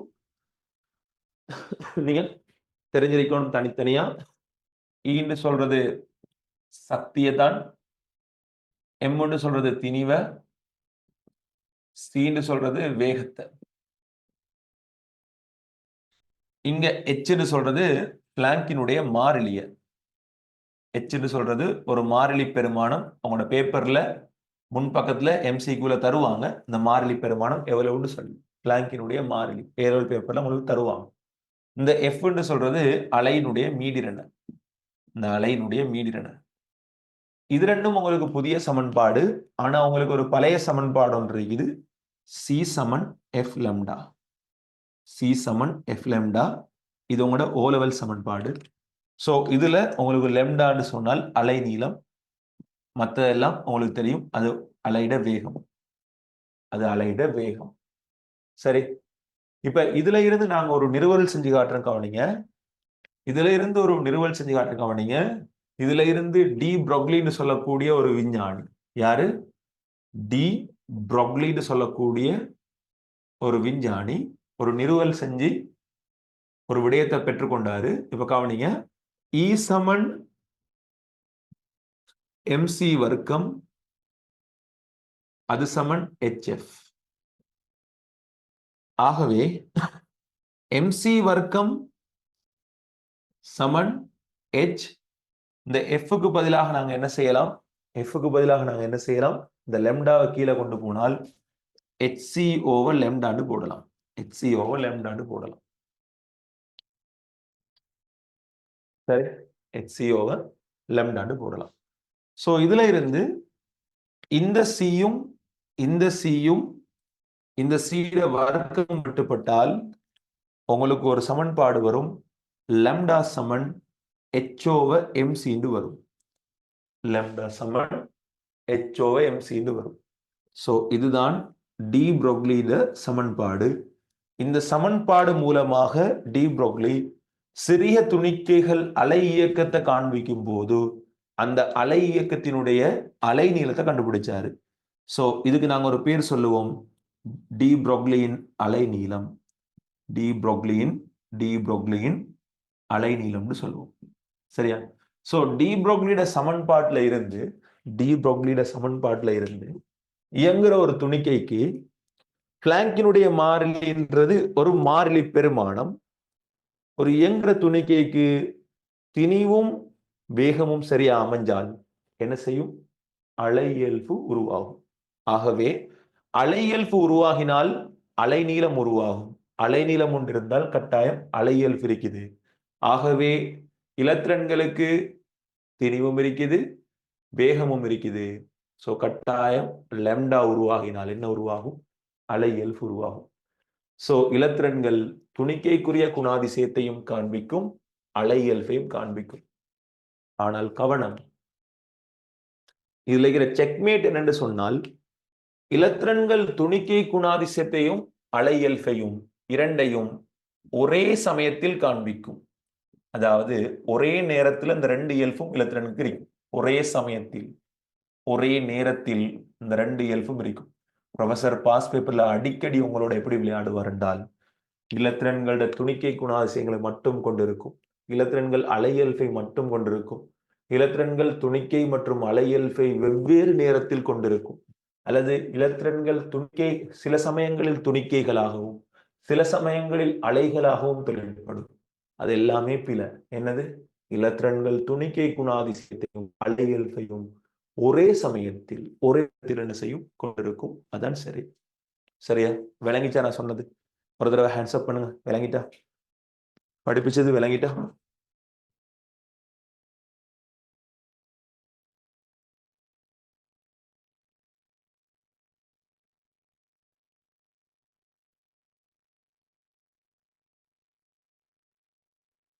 விளங்கிட்டா பிள்ளை?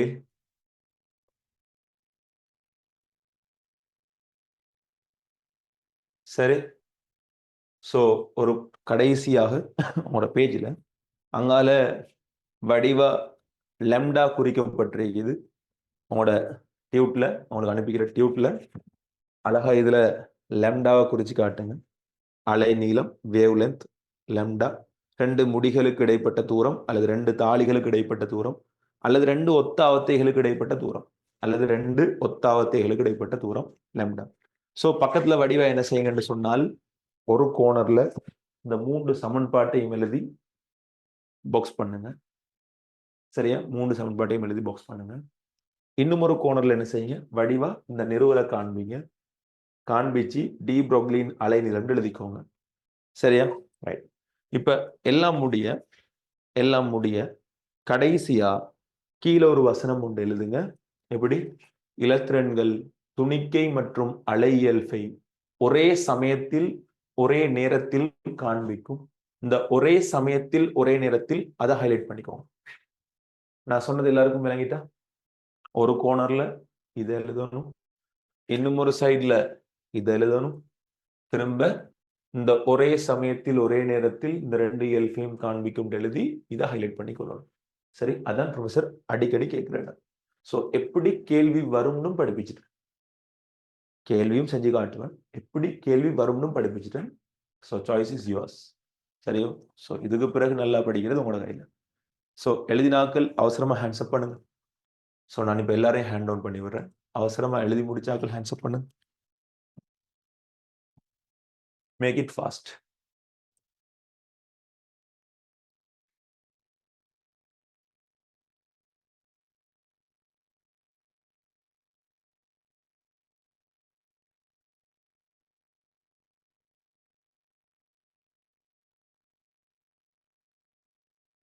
எழுதி முடிச்சாக்கள் ஹேண்ட்ஸ் அப் பண்ணலாம்.